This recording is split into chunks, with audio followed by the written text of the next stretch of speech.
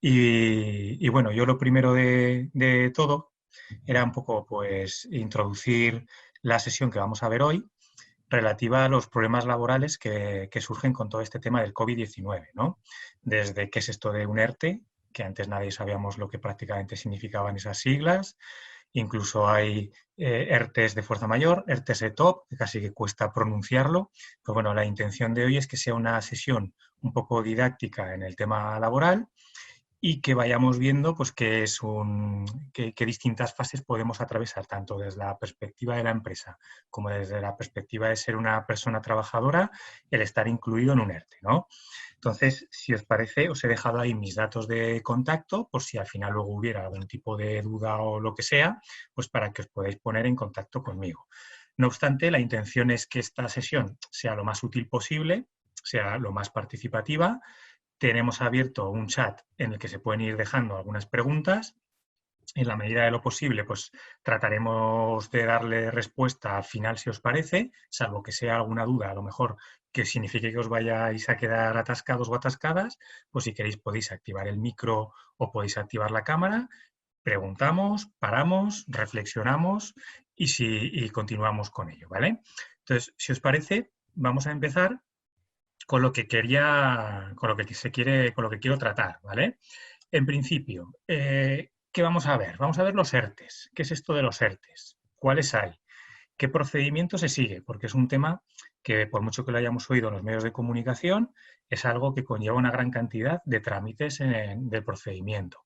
¿Qué es esto de las prestaciones por desempleo en tiempo de COVID? ¿No? Es decir, ha cambiado el paradigma de tal manera que ya las personas en principio no tienen que solicitar la prestación, sino que van a ser las empresas las que vayan a solicitarla en el caso de que estemos incluidos en un ERTE. O inclusive prestaciones especiales como han surgido ayer mismamente que se desarrollaron en el BOE para gente que se ha quedado un poco descolgada a nivel de protección social. Gente, por ejemplo, que tiene contratos temporales, que puede acceder ahora a un subsidio cuando antes no se podía, o gente que trabaja como personal de empleado o empleado hogar, ¿no? Que históricamente no han tenido nunca la prestación, acceso a la prestación por desempleo, pues va a ser la primera vez que vayan a poder hacerlo, ¿vale? Dejaremos al final una serie de preguntas y respuestas y cualquier duda, por favor, me vais diciendo, ¿vale? Bueno, lo primero de todo, vamos a empezar. Como si pasáramos esa fase de desescalada en la lucha contra el bichejo, vamos a ver en ese camino a la desescalada qué es esto del ERTE, ¿vale? Entonces, lo primero de todo es que un ERTE es un expediente de regulación de empleo temporal, ¿vale? A diferencia del ERE, ya vemos ahí el juego de palabras ERE, ERTE y demás. Bueno, es una medida que en principio lo que se permite es a las empresas adaptarse a una situación mala, por decirlo así, y coyuntural, es decir, que tiene una fecha de caducidad, ¿vale? Siempre motivado ese ERTE por una causa. Es decir, no puede ser que la empresa quiera hacer un ERTE así porque sí, siempre tiene que estar motivada esa causa, ¿vale? Causas que, como veremos, pues son de carácter económico, de carácter técnico, organizativo o productivo, ¿vale? O bien por fuerza mayor. Y aquí viene la mayor parte de los ERTEs que hemos tramitado los profesionales, que intentamos enfocarlo como ERTEs de fuerza mayor, ¿vale? ¿Qué significa al final ese ERTE temporal? Pues al final significa, resumidamente, suspender o reducir la jornada de trabajo, ¿vale? Los contratos que están vigentes, pues quedan en principio como si estuvieran en stand-by, de tal manera que suspende la relación laboral y suspende esa obligación que se dice recíproca de prestar trabajo y la empresa remunerar ese sueldo, ¿vale? ¿Qué diferencia hay con un ERE? Es decir, el ERTE, cuando tenemos ahí la ET metida, es porque es algo temporal. Supuestamente es algo que se va a pasar, ¿vale? La diferencia con el ERE es que allí sí que se producen despidos. Es decir, ya no tiene ese carácter coyuntural, sino que más bien lo que se dice es que tiene un carácter estructural, es decir, es irreversible. La situación la hemos analizado. No es posible que con esta situación temporal la empresa, con la plantilla que tiene, pueda arreglar esa situación económica o esa situación productiva y por lo tanto ahí sí que hay despidos, ¿vale? De tal manera que se adelgaza lo que se dice la plantilla de la empresa para hacer frente a la nueva realidad empresarial, ¿no?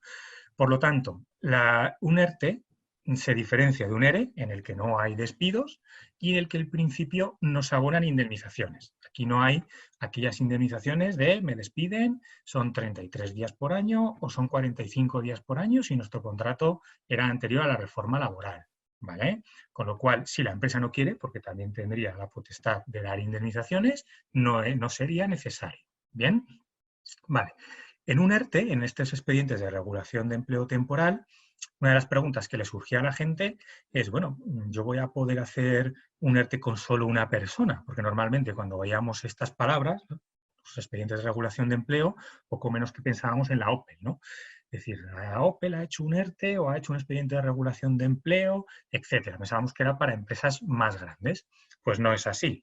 Los ERTEs pueden afectar a cualquier número de personas trabajadoras en la empresa, ¿vale? Los EREs, por el contrario, para poder hacer un ERE tiene que afectar a un determinado número de plantilla, ¿no? Que va en función, pues, del centro de trabajo, de si afectan a más de 9 personas, etcétera, ¿no? Pero en principio en un ERTE, lo que es el expediente de regulación de empleo temporal, afecta a cualquier trabajador de la empresa, tengas 1, 2, 3 o los que sea, ¿vale? Ese procedimiento que se ha de seguir en ese ERTE es bastante específico, es decir, es bastante laborioso, es poco adaptado a las nuevas realidades porque se presentan folios y folios y folios de documentación, ¿vale? Para que me entendáis, pero es bastante procedimental, que se dice, ¿vale? Hay que seguir un procedimiento muy específico. A la hora de aplicar un ERTE, que también en principio es una duda que suele tener bastantes personas, es que no tiene una duración máxima como tal, sino que va ligada a la causa. Hombre, evidentemente no vamos a pedir un ERTE, por ejemplo, o la empresa no va a incurrir en un ERTE que va a pedir para 5 años, porque ahí se sobreentiende que ya no estamos en una situación temporal, ¿no? Sino que a lo mejor ese ERTE ya tiene un carácter estructural, por decirlo así, ¿no? Entonces, la diferencia entre ERTE, que se va a pasar esa situación, y ERE, que ya directamente se tiene que tomar una serie de decisiones porque eso, si no, no sale adelante, ¿no? La viabilidad de la empresa. Bueno, a la hora de ese plazo máximo, para aplicarlo, como os digo, dependerá de la causa. Es decir, si he dicho que tiene una causa económica, pues en principio la empresa tiene que valorar si esa situación económica se va a producir hasta un determinado plazo de tiempo, ¿vale?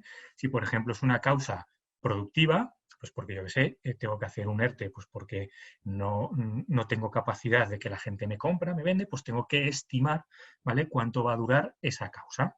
O ya veremos que los ERTEs de fuerza mayor sí que van ligados a un determinado periodo de tiempo, que me imagino que habréis oído, ¿no?, que va en función del estado de alarma, ¿vale? Esos ERTEs, esos expedientes de regulación de empleo temporal, pueden ser de reducción o de suspensión, ¿vale? Entonces, vamos a ver qué es eso en concreto. Y bueno, la definición entre un ERTE o la diferencia entre un ERTE de suspensión y reducción es que la suspensión es cuando digamos que se interrumpe la actividad, es decir, el contrato o la relación laboral se interrumpe por días completos. Tenemos una jornada entera a trabajar y yo digamos que lo que hago es no acudir a mi trabajo en una jornada completa, ¿no?, ya sea continuada o alterna. ¿Eso qué significa? Yo puedo estar en un ERTE de suspensión que dura 3 días, por ejemplo, los trabajo y 2 días no. Trabajo una semana y otra semana o 3 días dentro de la semana que viene no trabajo. Pero la característica principal es que en la suspensión no se trabaja una jornada entera, ¿vale? Es decir, como si fueran esas 8 horas, para entendernos, como si fuera a jornada completa, ¿vale? En lo que sería la reducción de jornada, la diferencia es que es una disminución temporal de la jornada de trabajo. Es decir, imaginaros, en un ERTE, pues, se suele dar bastante esto en servicios, que así como en empresas que realmente, pues, su ciclo productivo no hace falta, si no hay ciclo productivo, la empresa está cerrada y por tanto no hay actividad, pero en servicios puede ser que, por ejemplo, sí que necesites, pues, prestar trabajo 3 horas al día, 4 o 5, pero que no tengas esa carga de trabajo como para estar una jornada completa abierta, ¿no? Entonces, la ley lo que permite es que en esas casuísticas tú puedas hacer un expediente de regulación de empleo de reducción de jornada, que eso sí, la ley lo que dice es que tiene que estar comprendida entre una serie de porcentajes. Es decir, no puedo disminuir una jornada de 10 minutos, para entenderlo, ¿no? Pues mira, y así me ahorro 10 minutos que la gente lo cobre del desempleo y tal. No se puede, ¿vale? Esa reducción de jornada tiene que estar dentro de unos límites. que la ley establece entre un 10 y un 70% de la jornada, ¿vale? Si estás dentro de esos límites, sí que ya se puede instar a ese expediente de regulación de reducción de jornada, ¿vale? Una cosa muy interesante de este tema, de este tipo de ERTEs de reducción de jornada, es que no necesariamente tiene que ser sobre la jornada diaria de trabajo. Es decir, solemos pensar que la jornada completa son 8 horas, la jornada a tiempo parcial son 3, 2, 4, es decir, menos horas al día, ¿vale? Pero suele haber jornadas a tiempo parcial que pueden ser trabajar 8 horas, sin embargo yo mi referencia de reducción no es el día o la semana, sino que puede ser la jornada anual, ¿vale? Eso da mucha flexibilidad a empresas, por ejemplo, de servicios que pueden acordar con la gente el reducir la jornada de una manera anual, de tal manera que se pueden trabajar por semanas completas, meses del año, pero otro tipo de semanas o meses del año no se trabajaría. ¿Eso sería una suspensión? Lo parece porque no vas una jornada entera a trabajar, pero tú lo que decides es coger un número de horas al año y distribuirlas a lo largo del año, ¿vale? Pues eso también es posible y da bastante flexibilidad, sobre todo a empresas que a lo mejor necesitan pues, imputar horas de prestación de servicio a determinados clientes, ¿no? Vale. No sé si de momento vais teniendo alguna duda, si no, por favor, me vais diciendo. Si hay alguien que tiene ya algún tipo de atasco o lo que sea, por favor me va diciendo, puede abrir el micro, ¿vale? Y le intento ayudar, ¿vale? Bueno, si os parece, seguimos.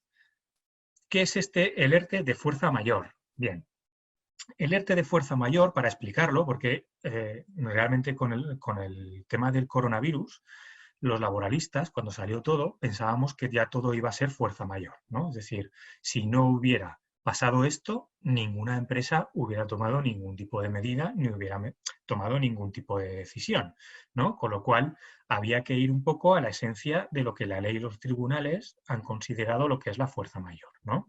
Entonces, si nos cogemos un poco, no os quiero liar tampoco con jurisprudencia, leyes exactas, salvo que alguien me lo diga, que se las puedo facilitar, ¿vale?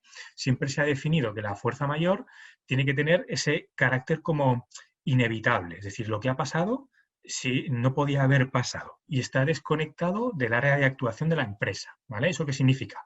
Bueno, que la empresa en principio no ha tenido ningún tipo de responsabilidad ni ha decidido ni obrado mal, sino que esto ha venido acontecido de un elemento externo que hace que yo imposiblemente pueda seguir prestando servicios en mi empresa, ¿no? Eso es un poco la definición de lo que podríamos entender por fuerza mayor.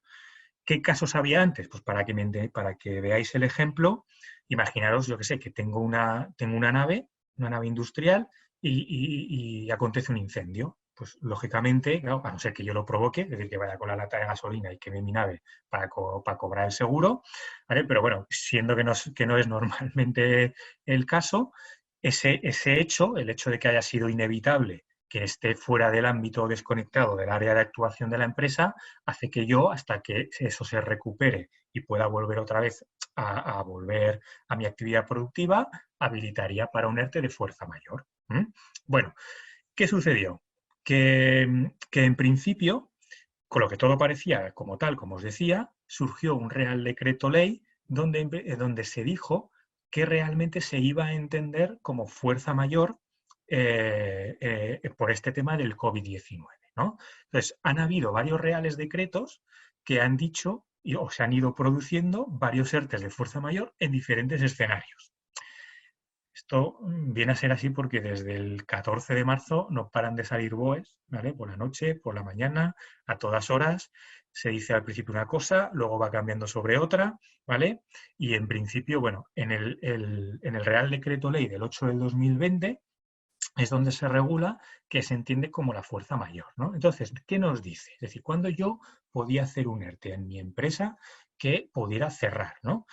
Bueno, pues el ERTE de fuerza mayor dice que sería para, por ejemplo, suspensión o cancelación de actividades, ¿no? Por el famoso estado de alarma. Es decir, esto llega un momento, un día, que hay un real decreto que nos dice que todos tenemos que estar en casa y que hay actividades que no van a poder abrir al público. ¿Ahí qué está pasando? Pues es la propia administración, el propio Estado, el que me está diciendo que yo no puedo trabajar, no puedo abrir mi empresa, ni mi plantilla puede venir. Ahí está fuera totalmente de mi ámbito de actuación como empresa, ni es mi responsabilidad, ¿vale? Con lo cual, la suspensión o cancelación de actividades daba lugar a pedir un ERTE de fuerza mayor, ¿no? Por ejemplo, se suspenden los colegios, se suspenden las clases, se cancelan actividades de ámbito, por ejemplo, conciertos, eventos, etcétera, ¿no? Es decir, que, por ejemplo, el cierre temporal de locales de afluencia pública que se dice, también por el estado de alarma, también habilitaba para presentar y habilita para presentar un ERTE de fuerza mayor, típico de hostelería, comercio al por menor, salvo que el decreto mismamente dijera que no pudieras cerrar porque se sobreentiende que tu actividad era fundamental y que no te permitía ese cierre, ¿vale? Entonces, esas dos causas han sido como las más claras para poder habilitar o pedir un ERTE de fuerza mayor, ¿sí? ¿Qué más circunstancias han permitido pedirlo? Por ejemplo, restricciones en el transporte público y todo lo que afectara a la movilidad de personas o mercancías, ¿no? Es decir, por ejemplo, imaginad que nosotros dependemos o que tenemos cerradas fronteras, estamos ahí justo en la línea de la frontera para prestar servicios o necesitamos el tránsito de mercancías y resulta que por la administración, por ese decreto, resulta que no podemos. Con lo cual ahí nuestra actividad vuelve otra vez a tener la esencia de estar desconectada de esa responsabilidad nuestra como empresa y, por tanto, habilitaría pues, para pedir ese ERTE de fuerza mayor, ¿vale? Esto que parece muy fácil, ya veremos que luego en la práctica tampoco era tal. De tal manera que se han denegado algunos ERTEs que parecía que estaban claros porque no se ha considerado que tengan la suficiente entidad como para que fueran de fuerza mayor, ¿no?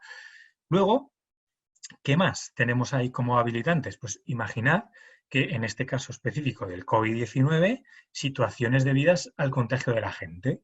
Es decir, necesito tomar una serie de medidas de tal manera que tengo a 5 o 6 personas de una plantilla de 10 que todos se han contagiado. Entonces, si se puede acreditar por la autoridad sanitaria que ahí tengo que tomar una situación extraordinaria para evitar el contagio de la plantilla, pues eso podía habilitar también, ¿vale? Un ERTE de fuerza mayor.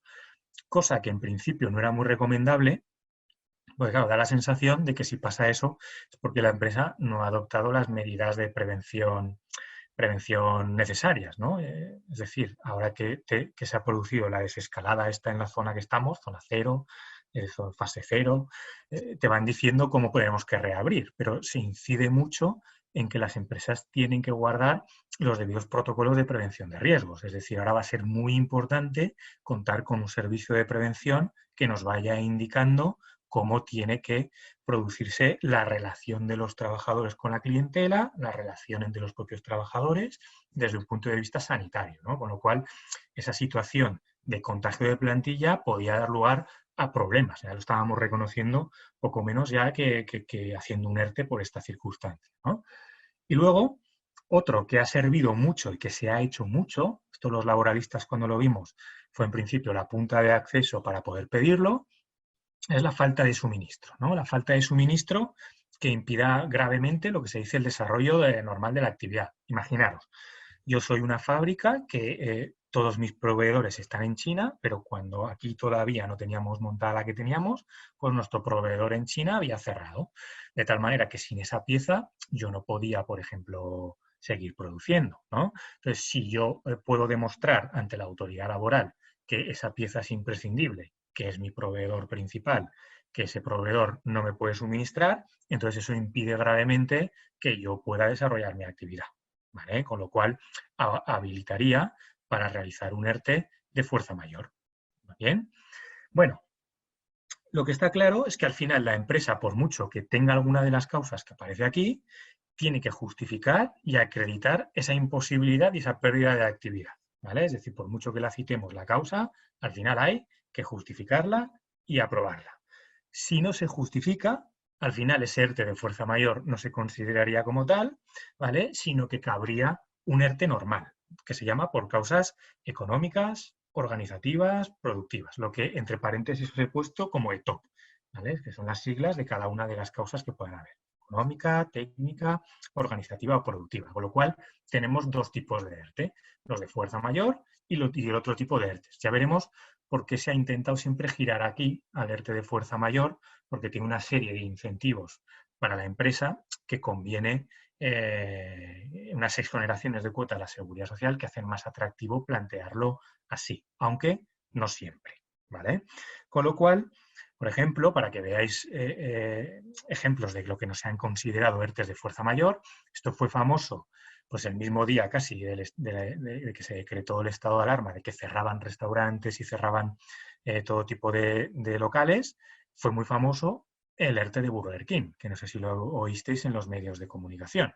Claro, Burger King al final no deja de ser un servicio de restauración que coge y dice, bueno, fuerza mayor, evidentemente, esto es un contagio, es decir, esto es algo que no proviene de una decisión que yo haya adoptado, sino que viene de fuera, me dicen que voy a cerrar y por tanto yo lo considero un ERTE de fuerza mayor. Y son 14.000 personas que pasan a estar en esa situación de desempleo porque cierran. Bueno, pues la autoridad laboral en ese caso le dice que no lo considera un ERTE de fuerza mayor porque puede servir comida a domicilio. ¿Vale? De tal manera que para evitar que puede seguir trabajando, pero que puede servir a domicilio. Con lo cual, eso daba pie a pensar, cuando vimos todos esa noticia y que se iban denegando varios ERTEs, de que no era tan jauja. Es decir, que por la situación de coronavirus no te iba a habilitar el poder hacer un ERE de este tipo, sino que había que tener cuidado y plantearlo muy bien por alguna de las causas que vinieran ahí, siempre y cuando se pudiera justificar y acreditar. Porque en el momento que hubieran como medias tintas, ya corrías el peligro de que ese ERTE decayera, ¿no? Con lo que eso conlleva, porque te quedas en una especie de paréntesis, que si lo pides en una fecha, tardan en concederlo, todo ese tiempo no se considera de ERTE, y con lo cual la empresa tiene que seguir asumiendo sueldos, cotizaciones, etcétera, ¿vale? Bueno, no sé si hasta aquí vais teniendo alguna duda. Voy a abrir, si os parece, a ver el chat, porque me parece que no vamos planteando nada. Vale, bueno, pues continúo, ¿vale? Bueno, dentro de este ERTE de fuerza mayor, luego, conforme ya digo que se han ido desarrollando los acontecimientos y han ido saliendo otros BOEs, han ido apareciendo nuevas causas que habilitaban sobre la marcha el poder pedir uno, ¿no? Esto ha sido famoso durante el famoso permiso retribuido recuperable, que imagino que os sonará de esto de que todos en casa, excepto las actividades esenciales, no se va a trabajar sin saber a lo mejor justo el día de antes si tu actividad era esencial o no, y eso es un permiso que lo abona la empresa que luego se tendrá que recuperar, ¿vale? Eso ya lo hablaremos más adelante si hay alguien que tiene dudas en concreto, porque es un tema que va a despertar bastante conflicto la recuperación de esas horas, ya veremos cómo hay que hacerlas, porque no se pueden hacer así porque sí, pero eso habilitó a que la gente pudiera pedir un ERTE, de tal manera que ahí el Estado, vuelvo a insistir, nos estaba diciendo que cerraba, que si tu actividad no era esencial, que bueno, que cerrabas, ¿no? Entonces la ley parecía que el permiso retribuido recuperable tenía cierta prioridad, pero hay empresas que podían haber planteado un ERTE de fuerza mayor.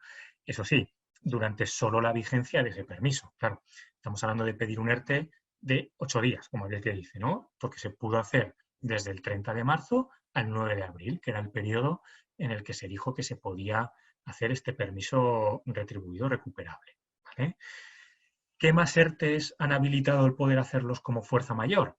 Pues, por ejemplo, en tema de construcción, ¿no? Esto salió también un domingo prácticamente por la noche, fue una orden de sanidad que dice que se suspendían determinadas actividades de construcción, de intervención en edificios para evitar el riesgo. O sea, lo que se trataba en ese caso era de evitar que, por ejemplo, en una comunidad de propietarios, imaginad, tuvieras una obra de construcción, que hubieras estado haciendo algún tipo de obra y que eso interfiriera en el desplazamiento de los vecinos, que se juntaran con los materiales, es decir, ahí se detectó que podía haber un riesgo de contagio. Y como riesgo de contagio, el Estado lo que dijo fue, bueno, pues si se producen en determinadas circunstancias esa especie de interferencia entre las personas trabajadoras y los vecinos, las vecinas, o con los materiales, vamos a hacer que eso no se pueda hacer.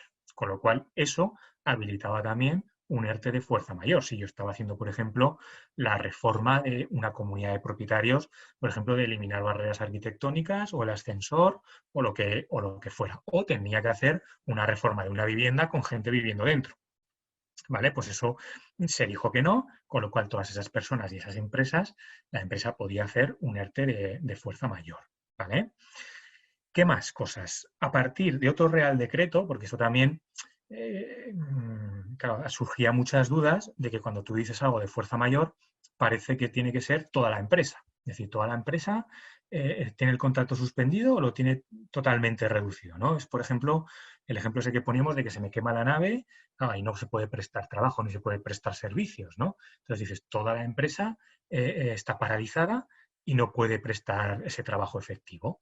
Bueno, esto al final se medio corrigió para unas determinadas actividades, que por ejemplo eran las de comercio, los supermercados, diciendo que, bueno, que el ERTE de fuerza mayor puede que no se extienda a toda la plantilla, ¿no? Sobre todo en actividades que se desarrollan o que se consideran esenciales.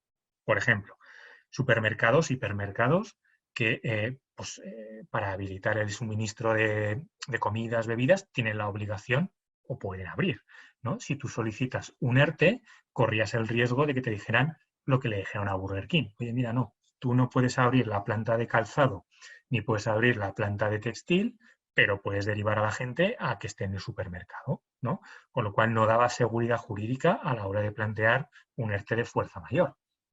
Bien, pues a partir de ese Real Decreto se reconoce la posibilidad de que empresas que desarrollan esas actividades que se consideran esenciales, ¿vale? Una parte de la actividad pueda pasar a un ERTE de fuerza mayor. ¿Vale? Con lo cual allí, imagínate en ese ejemplo del supermercado, pues los que están en la planta 5 de calzado o en la planta 2 de ropa de caballero o ropa de mujer, podrían estar afectados por un ERTE, mientras que el resto de compañeros y compañeras del supermercado tienen que estar a pleno rendimiento, ¿no? Con lo cual, el ERTE de fuerza mayor, que estas son un poquito las causas, ya veis que tiene que estar como muy tasado. Si no está muy tasado en alguno de los supuestos que nos dicen allí, problemas, independientemente de que luego cuando veamos a la administración no le haya dado tiempo a resolver sobre nuestro ERTE, ¿vale? Porque eso veremos que dentro del procedimiento han habido una serie de particularidades que han hecho que la mayor parte no hayan sido aprobados por una resolución expresa, sino por silencio, ¿vale? Bueno, el procedimiento del ERTE de fuerza mayor. ¿Cómo empieza? De momento, no sé si alguien tiene alguna duda, sé que es un tema denso, ¿vale? Que es un tema un poco ladrillo, para ser las 5 de la tarde con este pedazo sol, pero bueno, si alguien que tiene alguna duda en concreto, insisto, para que sobre todo vayamos avanzando y afianzando conceptos, ¿vale? Bueno, ¿cómo inician las empresas ese procedimiento de ERTE de fuerza mayor? Es decir, o si soy un trabajador o una trabajadora, ¿qué me encuentro, ¿no? Cuando me van a hacer un ERTE de fuerza mayor. Bien, lo primero que se comunica es la intención. La empresa coge y dice, mira, pues resulta que me pasa esto y tengo la intención de hacer un ERTE. Y evidentemente no es, toma, este es el ERTE presentado. No, no se puede hacer así, ¿no? Hay que manifestar esa intención y hay que trasladar un informe y una documentación que acredite la causa, ¿no? A ver, pues normalmente tampoco es que se haya exigido una documentación exhaustiva como se hubiera exigido en ERTES que no hubieran sido masivos como han sido, ¿no? Pero sí que es cierto que hay que comunicar a la gente la intención de hacer un ERTE. Bien, en este ERTE de fuerza mayor no se necesita la negociación con los trabajadores ni con las trabajadoras. Es decir, va a ser la empresa la que va a decir y va a solicitar a la autoridad laboral que le diga que ese ERTE de fuerza mayor va hacia adelante. De tal manera que si esa autoridad laboral o la administración nos dice que adelante, directamente pues quedarán suspendidos o reducidas la jornada de los trabajadores. ¿Vale? ¿Cómo lo hace la empresa? Bueno, se ha hecho todo por Internet. Sí que es cierto en que se hace a través de la página web del Gobierno de Aragón, si el ámbito del ERTE es aquí de la comunidad autónoma, que suele ser que sí, salvo en empresas más grandes, ¿vale? Que tengan varios centros de trabajo, y se han ido habilitando enlaces que realmente los primeros días fue un poquito de caos, porque se habilitaba uno, luego era otro, luego en ese enlace te pedían más cosas que antes no te pedían. Es decir, hemos ido todos un poco a golpe mata, que se dice, ¿no? A golpe caballo, metiendo documentación nueva metiendo enlaces nuevos, es decir, ha sido un poco al principio caos, ¿no? Pero ¿cómo se inicia ese ERTE? Pues con una solicitud telemática, donde se presenta una serie de documentaciones, ¿vale? Y sobre todo, ese informe de la pérdida de actividad que decíamos antes, ¿no? Es decir, pues me pasa esto, tengo la causa que es económica, lo digo en una memoria, me explico en una memoria y demás, quiénes son las personas afectadas, qué es lo que voy a hacer, voy a reducir la jornada, voy a suspenderla, durante lo que dure el estado de alarma, por ejemplo, etcétera, ¿vale? Entonces, esa documentación se sube al enlace que os digo de la autoridad laboral y en principio tú ya tienes un justificante de esa presentación y esperas, ¿vale? ¿Qué esperas? Que la autoridad laboral al final te dé la razón o te constate la existencia de esa fuerza mayor que estábamos hablando, ¿no? Y para eso tienen 5 días hábiles. Es decir, no cuentan sábados, no cuentan domingos, no cuentan festivos, ¿vale? ¿Qué pasa? Que cuando surge todo esto, pues el día 15, 16 lunes, de repente todo el mundo quiere hacer un ERTE y se junta a la administración con que tiene unas solicitudes, pues yo qué sé, 5.000 empresas, todas queriendo su ERTE de fuerza mayor y con el plazo de 5 días hábiles para contestar y para resolver, ¿vale? Entonces, ¿qué sucede? Que como en ciertas comunidades autónomas, como por ejemplo Aragón, en otras no, pero en Aragón sí, en base a la ley de procedimiento administrativo, dice, mira, pues como estamos en esta situación que estamos, a mí es que no me da tiempo. En 5 días, pues hábiles, me resulta materialmente imposible hacer todo. Con lo cual, estiro la ley, todo lo que me dejan, para poder resolver ese ERTE. Y en Aragón se convierten esos 5 días en 10. ¿Vale? 10 hábiles, de tal manera que en esos 10 días la autoridad laboral se pronuncia sobre si existe o no esa fuerza mayor. ¿Vale? Entre medias, supuestamente en un ERTE normal, si no hubiera sido por el coronavirus, también hay una parte que es la inspección de trabajo. La inspección de trabajo puede emitir un informe que, pues, va un poco a tenor de la documentación acreditativa y el informe que se ha hecho de esa pérdida de actividad, puede emitir, pues eso, como un dictamen de un informe. Yo no he visto ninguno. De todos los que he presentado, la inspección de trabajo materialmente tampoco ha tenido tiempo para poder emitir ese informe, ¿vale? Con lo cual, todo ha ido a estirar el plazo máximo de los 10 días hábiles que, como os digo, pues no cuentan sábados, no cuentan domingos, ni cuentan festivos, ¿vale?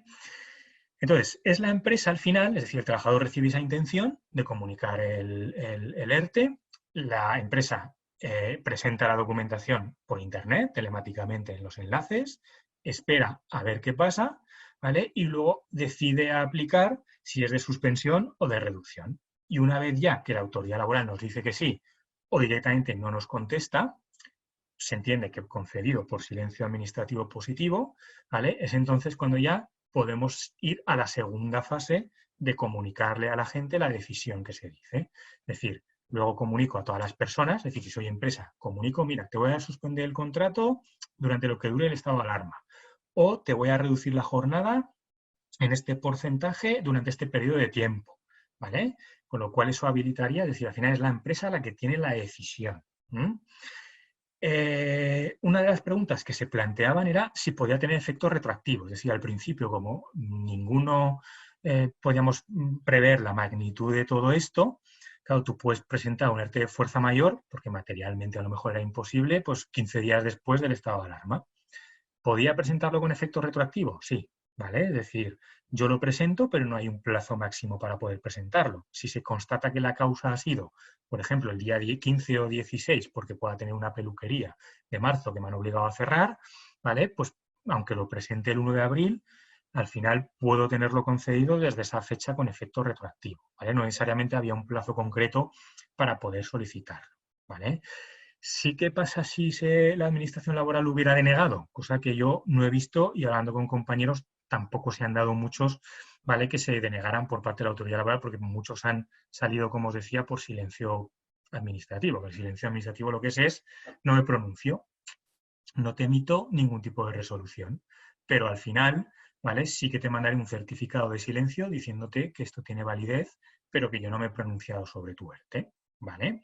Entonces, si al final eso se deniega, la empresa puede o bien recurrir a los tribunales, cosa que dilata todo absurdamente, ¿vale? Te llevan a un callejón prácticamente sin salida, O lo que se hizo, por ejemplo, Burger King o determinados ejemplos que se lo denegaban, era reconvertir ese ERTE de fuerza mayor en el otro que decíamos, ¿no? En el ERTE famoso ese por otras causas, ¿vale? Bueno, esto es más o menos lo relativo al ERTE de fuerza mayor. ¿Por qué es tan ventajoso? Como os comentaba antes. Bueno, pues porque el gobierno lo que hizo fue publicar en ese Real Decreto una ayuda bastante ventajosa para intentar paliar que la gente y la empresa y los autónomos y autónomas tuvieran liquidez, ¿vale? Que es que gente que hiciera ERTES de fuerza mayor con su plantilla pudieran tener una exoneración de las cuotas de seguridad social, ¿vale? Es decir, además de toda la cuota, lo que se llama muchas veces, si estáis familiarizados o familiarizadas con las bonificaciones, a veces es, ¿no? Sobre las contingencias comunes. Es una pequeña partida, es el 100%, pero no es toda la cuota. ¿Ves? Pues en este caso sí, ¿vale? Tanto de contingencias comunes como lo que se llama de recaudación conjunta, ¿vale? Las cuotas de recaudación conjunta. Eso sí, siempre que no seas una empresa tocha, para decirlo así, o una pyme más grande. De tal manera que esa exoneración del 100% es para empresas que no tengan más de 50 personas o 50 o más personas en plantilla. ¿eh? Empresas más grandes que sí que tengan esas 50 personas o más, realmente la bonificación o la exoneración ya no es del 100%, sino que es del 75% de la aportación empresarial. Claro, ahí, ¿qué sucede? ¿Qué ventaja tiene la empresa si se plantea este ERTE de fuerza mayor? Que no se abona el salario ni tampoco abonas la seguridad social, con lo cual es a nivel de coste salarial y coste social sería cero, ¿vale? Claro, puestos a eso, la empresa dice, bueno, pues si la empresa no paga seguridad social, si yo soy trabajador o trabajadora, ¿qué pasa? ¿Qué pasa con mi base de cotización? ¿Qué pasa con mis derechos de seguridad social? Bien, no hay problema, ¿vale? Pues porque en esa exoneración de cuotas no tiene ningún efecto para la persona trabajadora. Se considera como cotizado, aunque la empresa no haya pagado, y servirá para el resto de prestaciones, etcétera, ¿vale? Luego también pasó desapercibido una medida que también está bien, que dicen que no es de aplicación un artículo de la Ley General de Seguridad Social, que es el 20, sobre la necesidad de estar al corriente de pago. Es decir, aquí se trata de que aún así se reconozca la exoneración si hay gente que no ha podido tener, actualizada la cuota, ¿no? También, para poder acceder a esta exoneración, sobre todo la persona tiene que ser beneficiaria de la prestación de desempleo. Luego ya lo veremos cómo se hace, pero para poder ser beneficiario a tesorería hay que comunicarle una serie de cositas a través del sistema red y luego tesorería con el SEPE se comunica para decir, oye, esta persona que está en el desempleo en ERTE lo está, venga, pues exonerada la cuota. Si no está cobrando la prestación por desempleo, pues no está exonerado la cuota, ¿vale? Por ejemplo, ¿cuándo puede pasar eso? Por ejemplo, cuando ya tuviéramos fuéramos un trabajador, una trabajadora o fuéramos la empresa que tuviera gente que está de baja por incapacidad temporal o que estuviera de baja por cuidado de nacimiento, por lo que era la maternidad o la paternidad. Esas suspensiones no van al desempleo, sino que van cobrando la incapacidad temporal o se va cobrando la maternidad o la paternidad, esa prestación de cuidado menor de 12 meses, y ahí no se tendría derecho a la exoneración, ¿vale? Entonces, ¿cómo se hace esa exoneración de cuota a las empresas? Bueno, no reviste mucha complejidad porque se encarga la persona que maneje el sistema red que se llame, ¿vale? Se indica un tipo de inactividad que va en función de lo que haya sido acordado, pues si ha suspendido el contrato es un código, si lo ha reducido es otro código, etcétera, ¿vale? ¿Qué puede suceder? Que esto de la exoneración de cuotas, de no pagar nada de la seguridad social, estamos hablando siempre de la suspensión, es decir, de esto de no ir una jornada entera a trabajar. ¿eh? Si yo voy 4 horas, 3 horas, porque tengo reducida mi jornada, ¿vale? Sí que la empresa va a cotizar por esa parte trabajada. Tendrá la exoneración de cuotas, es decir, no pagará la empresa seguridad social, no la pagará por la parte esa de la jornada que yo esté cobrando del SEPE, pero por la parte trabajada sí. Y sí que se permite que si, por ejemplo, la gente tiene alguna bonificación, porque puedas tener alguna bonificación abierta, se pueda aplicar sobre esa parte en reducción de jornada trabajada, ¿no? Bonificaciones que hay, pues, por ejemplo, de personas con diversidad funcional o el resto de bonificaciones de fomento de empleo, ¿vale? Bueno, de momento veo que no tenéis mucha duda. Yo soltaba aquí todo el carrete. Si hay alguien que quiere, insisto. me vais diciendo, ¿vale? Por favor, voy a mirar si hay alguien en principio o no. Vale. Bueno, llegamos a los ERTEs ETOP, ¿vale? ¿Qué es el ERTE ETOP? Lo que decíamos. Los que están basados en unas causas que no son fuerza mayor, ¿vale?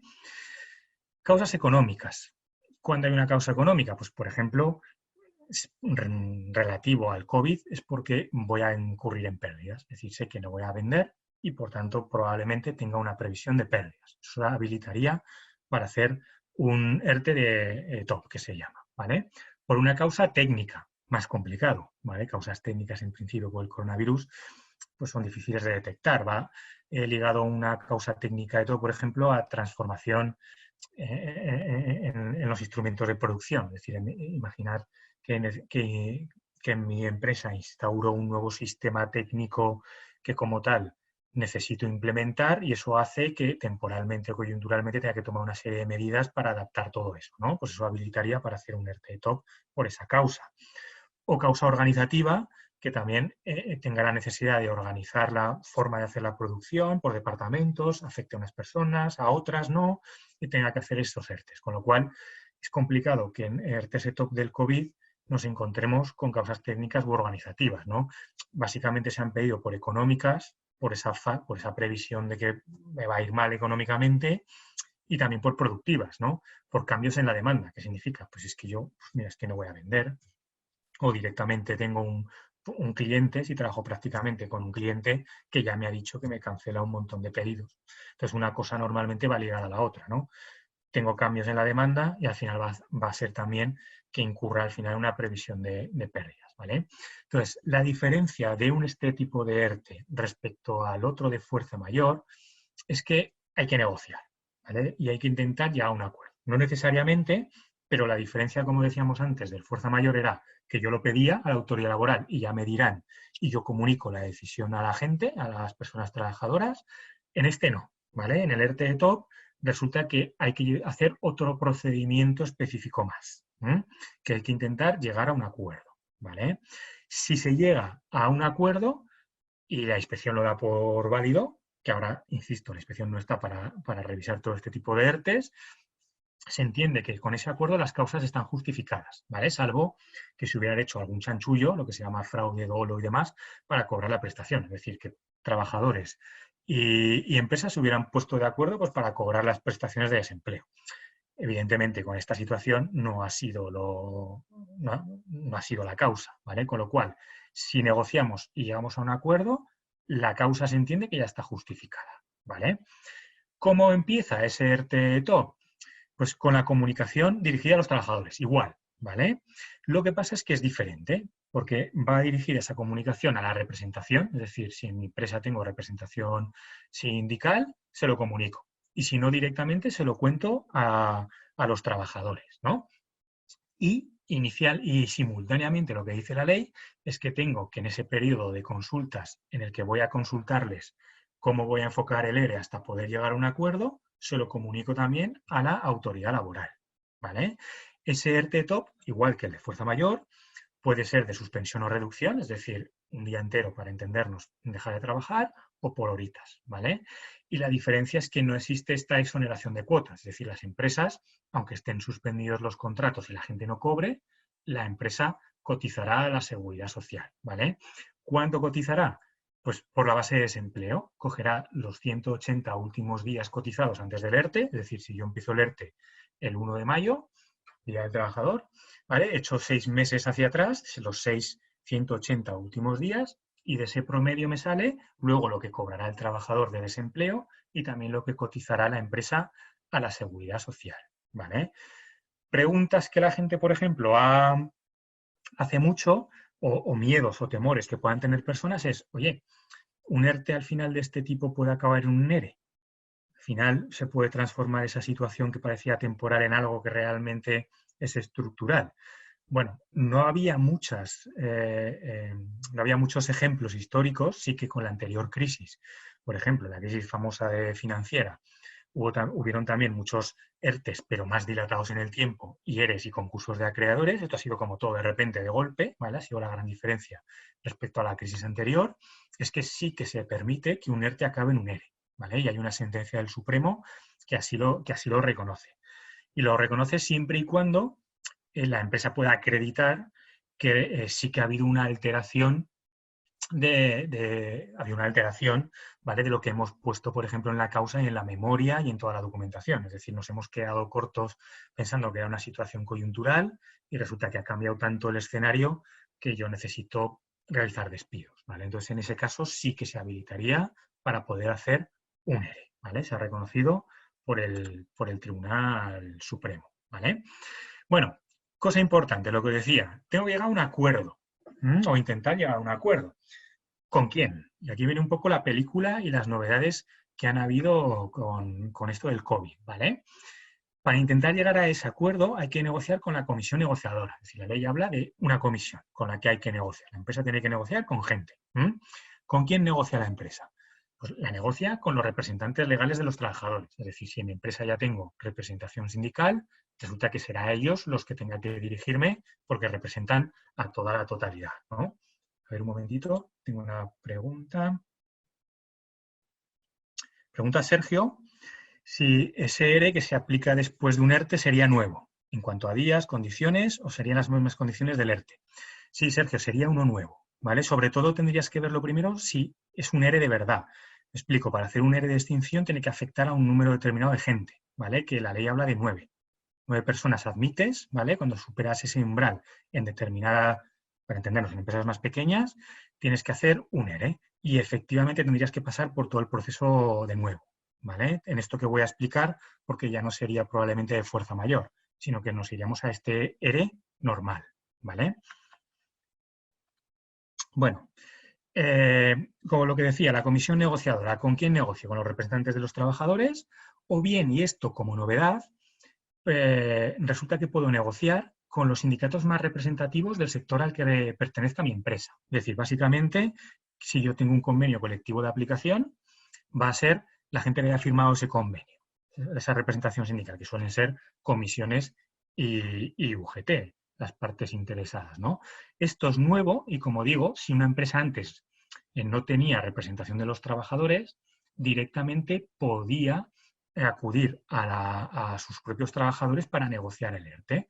Pero ahora va por fases, como por escalas, ¿vale? De tal manera que primero, representantes legales, si no los hay, tendré que ir a lo general, a comisiones y a UGT, a ponerme en contacto con ellos para decir que se constituyan en una comisión, ¿vale? Y si ellos me dicen que no, entonces yo ya podré negociar con mis trabajadores. ¿Cómo negocio? Uno a uno, es decir, imagina una empresa de 15, poner a 15 personas de acuerdo. Bueno, la ley permite, el Estatuto de los Trabajadores y un decreto específico permite que esa comisión la formen personas, un máximo de 3 personas elegidas democráticamente por el resto de la plantilla. Es decir, la gente se reúne pues por videoconferencia, ¿vale? Porque mucha gente confinada en casa. Antes la experiencia era que en un local de la empresa o en donde sea, como si fuera una asamblea, la gente decía, oye, venga, nos han dicho que vamos a hacer un ERTE. ¿Quién quiere participar? Y vamos a elegir a la gente que represente a los trabajadores y a las trabajadoras para hablar con la empresa. Entonces se levanta una especie de acta donde se dice, pues esta persona y esta persona y esta persona van a ser los designados para que la negocien con la parte de la empresa, ¿no? Para, curiosamente, todo esto se ha hecho por maneras telemáticas, pero es una potestad que se permite. Con lo cual, para poder, insisto, negociar este tipo de ERTES, primero con la representación legal, luego hay que acudir a comisiones y UGT, y en el caso de que estos no se postulen, ya poder negociar con un máximo de 3 personas que hayan elegido directamente el resto de trabajadores de la empresa, ¿vale? Para esto había un truco, es decir, porque los sindicatos estaban, pues como nosotros, ¿no? Los errores laborales bastante tenían, como imagínate, para una empresa de un trabajador que quiere hacer un ERTE, movilizar todo comisiones UGT para negociar. Entonces, enviabas, y todavía se puede hacer, un correo electrónico a ciertas personas de comisiones UGT diciéndoles, oye, quiero ser parte o quiero que forméis parte de la comisión negociadora. Y ellos te respondían o directamente no te respondían y habilitaban directamente para negociar con tus trabajadores, con esas 3 personas de los trabajadores, ¿vale? Una de las cosas que se ha alargado, como supuestamente estamos en una situación de emergencia, sí que se han acortado mucho los plazos, de tal manera que esta comisión tiene que estar formada en un plazo de 5 días, ¿vale? Si en ese plazo improrrogable de 5 días, es decir, una comisión no puede estar eternamente intentando constituirse para dilatar los plazos, porque sería una tentación de cara a trabajadores, porque así podrían alargar el ERTE todo lo posible, ¿no? Con lo cual la ley ha dado un plazo improrrogable de 5 días y siempre, por supuesto, intentando negociar de buena fe, porque si no, es uno de los principios que deja muy clara la ley que hay que negociar, ¿vale? Con lo cual, esperad un momentito, porque me parece que hay una persona que ha preguntado si esto... Vale. Me pregunta Carmen, si solo hay un trabajador también hay que pasar por los sindicatos. Pues Carmen, lo siento, pero sí, ¿vale? O por lo menos pasar por el procedimiento para que luego no tengas problemas con el acuerdo de ese ERTE, para que no te pudieran decir que no tiene validez. Lógicamente es absurdo, ¿vale? Porque yo lo veo absurdo, pero se puede hacer de tal manera que tú enviaras un correo electrónico a comisiones y UGT diciendo que tienes un trabajador y que sí forman parte de la comisión, y ellos tienen 2 opciones, que normalmente que han ido pivotando, ¿no? La primera opción era decirte que no, ¿vale? O te llamaban, oye, pues que no, porque bastante tengo yo con empresas más grandes, o bien directamente como te contestan como si fuera un bot. Oye, mira, pues sí, y este es el acuerdo que quiero que llegues, que complementes el sueldo, que las vacaciones cuenten en el ERTE, con lo cual hay mucha gente que le dejaba descuadrada, ¿no? Decía, oye, ¿cómo voy a pactar este acuerdo con comisiones y UGT porque es que me resulta inviable, ¿no? Entonces tú, a su vez, hacías el paripé de contestarles, oye, pues mira, no me postulo, no puedo llegar a un acuerdo por estas circunstancias, y ellos mismos entonces te dicen, vale, pues entonces no constituyo la comisión. Es un poco, sí, estaréis pensando diálogo de Groucho Marx, prácticamente, ¿vale? No, sí, tal, como intentando, pero sí que te recomiendo, Carmen, ¿vale? Que hagas todo el procedimiento para luego no tener problemas a futuro, ¿vale? Con ese acuerdo con la comisión de tu plantilla, ¿vale? Bueno, ese plazo improrrogable de 5 días ha tenido que estar constituida la comisión. Imaginad ya que hemos ya, se ha constituido esa comisión, vamos a pensar que con nuestra propia plantilla, con ese máximo de 3 personas, ¿vale? Y entonces ya se abre lo que se llama ese periodo de consultas, ¿no? Donde se entrega pues, a la comisión toda la documentación. Es una documentación que se entrega bastante extensa, ¿vale? Es decir, por ejemplo, es económica, os he puesto en la presentación, pues que de todo, ¿no? Aparte de una memoria explicativa, los resultados de la empresa en el último ejercicio completo, el provisional, balance de situación, las cuentas de pérdidas y ganancias, si es una empresa auditada con la auditoría, si no con esa exención de la obligación a auditar, es decir, un informe de gestión, un montón de documentación para que se pueda estudiar por parte de la comisión, ¿vale? Que acredite realmente como la causa, ¿no? Y aparte, en ese periodo de consultas, en ese inicio, también se presenta bastante documentación con una especificación de las causas sobre todo, el número y clasificación de las personas afectadas, las personas contratadas habitualmente el último año, un calendario, ¿vale? Eso es muy importante, una concreción y detalle, pero no exhaustiva, es decir, tú puedes decir, pues se suspenden los contratos de tal a tal fecha, ¿no? De toda la plantilla. Luego esos calendarios ya veremos que se pueden variar. Es decir, yo puedo hacer una jornada, pero luego puedo variar el calendario. De hecho, recomendable, ¿vale? De tal manera dejarlo abierto. Pactar con la representación de los trabajadores y trabajadoras el poder decir, mira, negocio la suspensión pudiendo ser desescalada. Eso ha venido muy bien, por ejemplo, en la fase que estamos ahora, ¿no? De gente que tiene un ERTE en vigor, por ejemplo, peluquerías, ¿vale? Que ya han abierto, vamos a decirlo así, pero con distancias y de seguridad y con normas higiénicas y demás, y que diga, pues que yo tengo para 6 días porque va a venir todo el mundo a cortarse el pelo, luego yo no sé si va a venir. Entonces esa persona luego puede volver otra vez al ERTE. Pues bueno, si tú todo eso lo especificas en el acuerdo y demás, pues o lo especificaste que podía ser utilizarse de manera desescalada, pues eso puede cambiar el calendario prefijado, ¿vale? Luego también, quién puede estar afectado y quién no, porque como decíamos, no es necesario que esté afectada toda la plantilla y se identifica, pues esta persona sí, esta o no, ¿no? La copia de la comunicación esa de la intención de hacer un procedimiento y sobre todo la memoria explicativa. La memoria explicativa es como el resumen que tiene que ser bastante exhaustivo pues de todo esto, ¿no? De la situación, que más o menos todas las personas podamos entender que hay causa de ERTE pero en principio es lo que luego se va a amparar Inspección de Trabajo cuando revise todo esto para comprobar si realmente es una medida proporcionada o no lo que hemos puesto en esa memoria y lo que ha hecho la empresa, ¿vale? Bueno, seguimos, el acuerdo. Hemos facilitado a la gente todo, ¿vale? Y al final vamos a ver si llegamos a un acuerdo o no. ¿Qué pasa? Como os decía, en ese periodo de consultas, de estar tanteándose, siempre hay que negociar con buena fe. Si luego al final pasa algo y se demuestra que no hay buena fe, probablemente si luego eso se impugna, pues se tiene perdido, ¿vale? Con lo cual hay un principio jurídico que es el de buena fe, que hay que siempre tenerlo para intentar llegar a ese acuerdo. Importante, porque esto es un pequeños trucos, ¿vale? La ley es un poco puñetera, me vais a permitir la expresión, porque si no la conoces muy bien, te dice, pues bueno, hay que fijar un calendario de reuniones a celebrar, es decir, dentro de ese periodo de consultas, ¿vale? En la que tienes que intentar llegar a ese acuerdo, hay una serie de reuniones y no puede ser la primera en el plazo no inferior a un día, ¿no? Pero la ley te dice, salvo pacto en contrario. Y esto es bastante interesante porque es la recomendación, si alguien va a hacer un ERTE de estos ETOP, ¿vale? Es que primero hable con la gente para ver si va a tener ese acuerdo o no, para poder hacerlo todo en un día. Es decir, todo se puede hacer en un día. Es infartante, porque es infartante, pero se puede hacer en un día, de tal manera que en un día puedo tener la comisión constituida ya, el acuerdo por ese salvo pacto en contrario de las reuniones y se puede hacer todo en el mismo momento y comunicado a la autoridad laboral el inicio del periodo de consultas que ya se ha cerrado ese mismo día y ya para empezar al día siguiente, ¿vale? Porque si no nos podemos dilatar mucho en los plazos, ¿vale? En empresas más pequeñitas esto es más sencillo, es decir, en empresas más grandes que a lo mejor sí que hay algo que negociar, pues lógicamente igual no lo puedes hacer, pero con una persona, dos o tres, que ya la plantilla está de acuerdo porque ve la situación, ¿vale? Igual es recomendable tenerlo todo ya preparado para llegar y solo, como se dice, cambiar las fechas, las horas y presentarlo todo directamente por registro, ¿vale?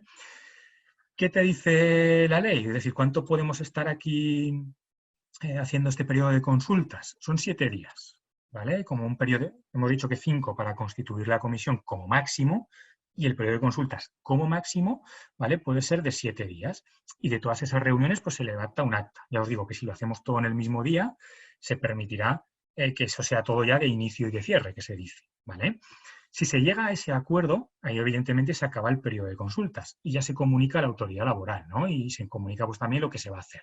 Si voy a suspender los contratos, voy a reducir la jornada, lo que os decía, os paso este calendario inicial, que luego, como os digo, se puede cambiar, ¿vale? Y luego la autoridad laboral es la que remite al SEPE, que es los Servicios Públicos de Empleo, para entendernos el antiguo INEM, ¿vale? Porque eso será lo que habilite la situación legal de desempleo. Si la situación legal de desempleo pues es cuando te despiden, la carta de despido, la finalización del contrato, pues en el caso de los ERTES, lo que se llama la situación legal de desempleo es ese acuerdo, ¿vale? Porque se sobreentiende, como decíamos antes, que el acuerdo ya habilita, ¿vale? Y se da por cierto acreditativo de la causa, ¿vale? Con lo cual, si llega a un acuerdo, estupendo y maravilloso, se puede presentar y prácticamente lo podrías tener en el día, ¿no? En el día siguiente. Bueno, ¿qué pasa si no hay acuerdo? Bueno, pues aquí no es que si no estás de acuerdo se paraliza el ERTE. Es al final la empresa quien comunica su decisión igualmente. ¿Vale? Es decir, oye, pues mira, lo he intentado, he intentado negociar de buena fe, pero aún así no hemos podido llegar a ningún tipo de acuerdo. Me da igual. Yo aún así voy a comunicar igualmente mi decisión, ¿no? ¿Qué puede hacer la gente? Lo puede impugnar en los tribunales, ¿vale? A través de un procedimiento especial que es este de la modificación de las condiciones de trabajo en un plazo de 20 días. ¿Vale? Nos podemos encontrar con eso, ¿vale? Tiene tramitación preferente porque es verdad que todos los plazos judiciales y demás están suspendidos, excepto para casos a lo mejor concretos como este, que tiene una tramitación preferente para que no corra peligro al final los puestos de trabajo. Porque claro, si un ERTE no sale, pues al final igual te lleva a una situación esa estructural, ¿no? De lo coyuntural que estamos hablando, si no actúo rápido, puede derivar en una actividad al final estructural y tenga que acudir a ese ERE, ¿vale? Con lo cual, siempre al final, luego si no hay acuerdo, ¿qué va a valorar mucho los tribunales? Lógicamente, cómo se ha procedido todo, ¿vale? Y si al final se ve que hay mala fe o que no concurre la causa, o que es abusiva o demás, ¿vale? Pues podría ser que el ERTE podría llegar a no aplicarse, ¿vale? Con lo cual, con eso hay que tener mucho cuidado y como veis siempre en lo laboral, como todo, rige el principio de la negociación y el de intentar llegar a un acuerdo, ¿vale? Hasta aquí, no sé si tenéis a alguien más dudas, sé que es un tema complejo y denso, podría dar para mucho más, ¿vale? Pero vamos a ver las particularidades del ERTE COVID, ¿no? Que nos ha dejado la ley una serie de cosas que no quedan del todo como muy claro, ¿vale? Bueno, ¿qué particularidades nos podemos encontrar? Bien, el mantenimiento del empleo. Esto nos hemos ido enterando pues, a base de Twitter, a base del BOE, a base de noticias, ¿vale? De decir, bueno, para evitar o intentar que haya abusos por parte de las empresas, voy a decir, y cuando todo termine, estos ERTEs que normalmente van ligados al estado de alerta, pues resulta que voy a obligar a que la gente mantenga el empleo, ¿no? Y sacan una disposición adicional que curiosamente dice que estas medidas de la exoneración de cuotas, básicamente, ¿vale?, estén sujetas a un compromiso de mantener el empleo durante 6 meses desde la fecha de reanudación, ¿vale? No habla de obligación, curiosamente, habla de compromiso. Entonces, la primera vez que lees eso dices, ¿vale? ¿Compromiso es lo mismo que obligación? Es decir, compromiso matrimonial. Bueno, pero yo me puedo separar, me puedo divorciar. Es decir, ¿cuál es esa palabra, no? Si hubieran puesto la obligación, parecía que estaba algo más claro. Lo que pasa es que esto todo ha dado lugar a un montón de conversaciones y divagaciones jurídicas de que al final el compromiso es lo mismo que mantener, ¿no? De la obligación de mantener. Pero bien, luego se ha ido matizando por parte de la Dirección General de Trabajo y han salido varios criterios que ese mantenimiento del empleo, que no es el nivel de empleo, es a las personas afectadas por el ERTE, ¿vale? Esto hay dudas que hay gente que también la tiene, es yo si estoy en ERTE, ¿la empresa me obliga a mantenerme? Sí, en principio es la persona, no el volumen del nivel de empleo. No 5 trabajadores, 6 trabajadores, sino esos 5 personas con sus nombres, ¿vale? Sería lo que está obligada la empresa a mantener 6 meses después de esa reanudación. Pero no siempre, ¿vale? Se ha interpretado que se suaviza ese incumplimiento, por ejemplo, pues imaginaros, con despidos disciplinarios de cada procedentes. Pues ahora se me lía la manta a la cabeza, veo que me ha pagado mal el SEPE, le echo la culpa a la empresa y me da por liarme de tortas y guantazos con mi jefe o con mi jefa, ¿no? Podría llegar a esa situación. Pues bueno, pues la empresa me despide como un despido disciplinario y si al final se declara procedente. ¿Se entiende incumplido ese mantenimiento de empleo? No, ¿vale? O mismamente si el trabajador se va, si se jubila, si se deriva de una incapacidad permanente, etcétera, ¿vale? En el caso de contratos temporales, ¿vale?, también se tiene en cuenta que si se extingue al final, dentro de esos 6 meses, el tiempo, es decir, a los 3 meses, yo he metido a alguien en un ERTE, veremos luego qué pasa con los contratos temporales.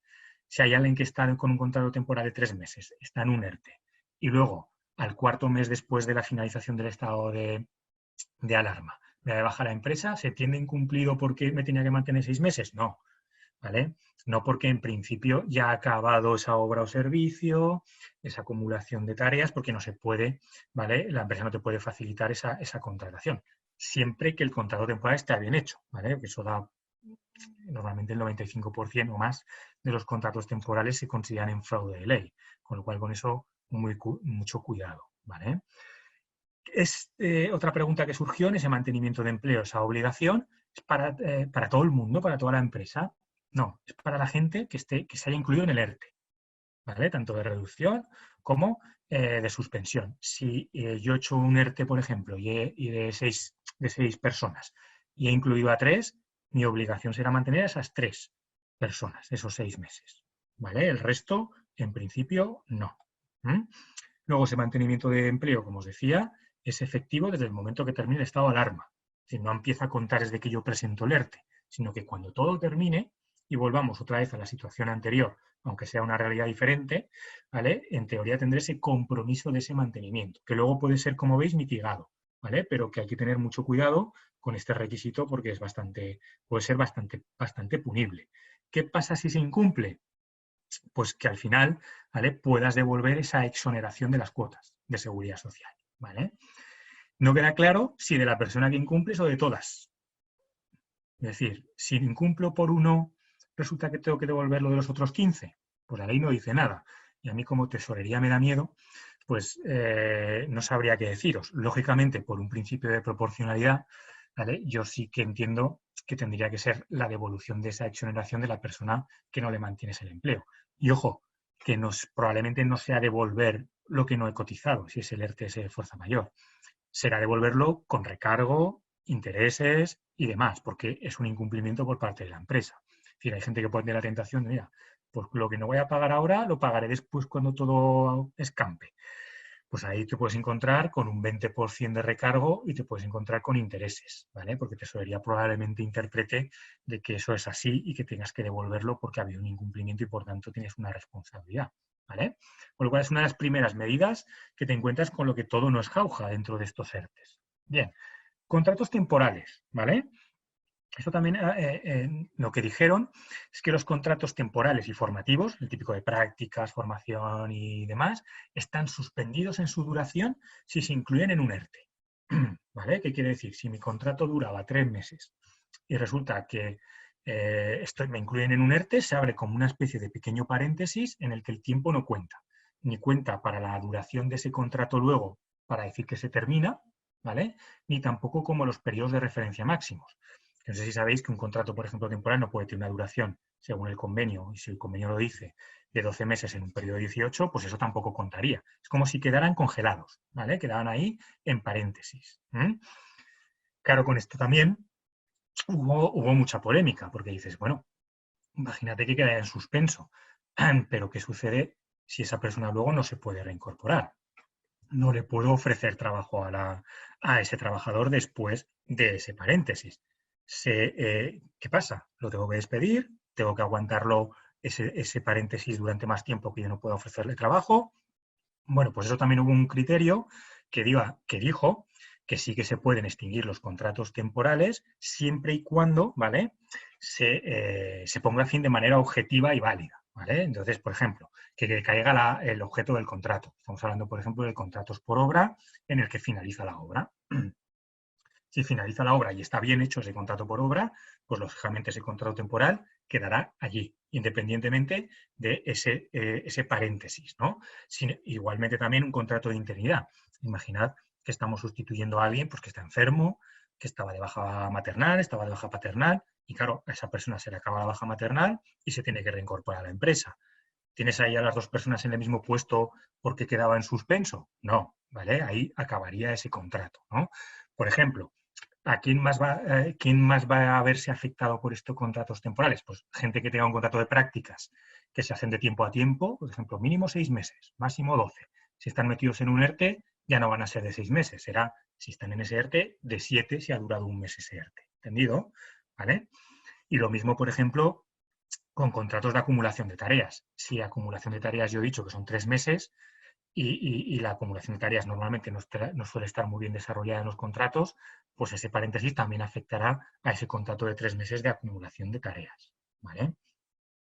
Con lo cual, con los contratos temporales quedan en suspenso, pero siempre hay un pero. Ya veis que de cada diapositiva que vamos viendo, del titular de prensa a luego la miga, hay mucho matiz. ¿Vale?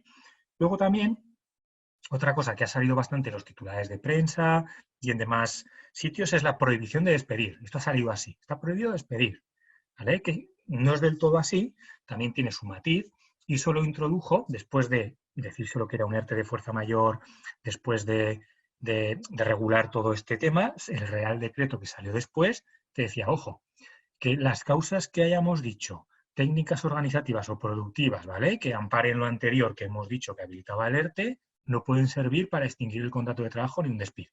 Es decir, el hacer un despido por causas objetivas por el COVID-19 se entiende que no se puede hacer. ¿Vale? Entró en vigor esto el 28 de marzo y no tiene efecto retroactivo. Es decir, estos 14 días que hubieron del estado de alarma hasta el 28 de marzo, la gente despidió a lo mejor por ese motivo, por una causa económica, productiva, relacionada con el COVID. Pero, ¿vale?, a partir de después se sobreentiende que ya no se puede hacer cuando salió este Real Decreto Ley.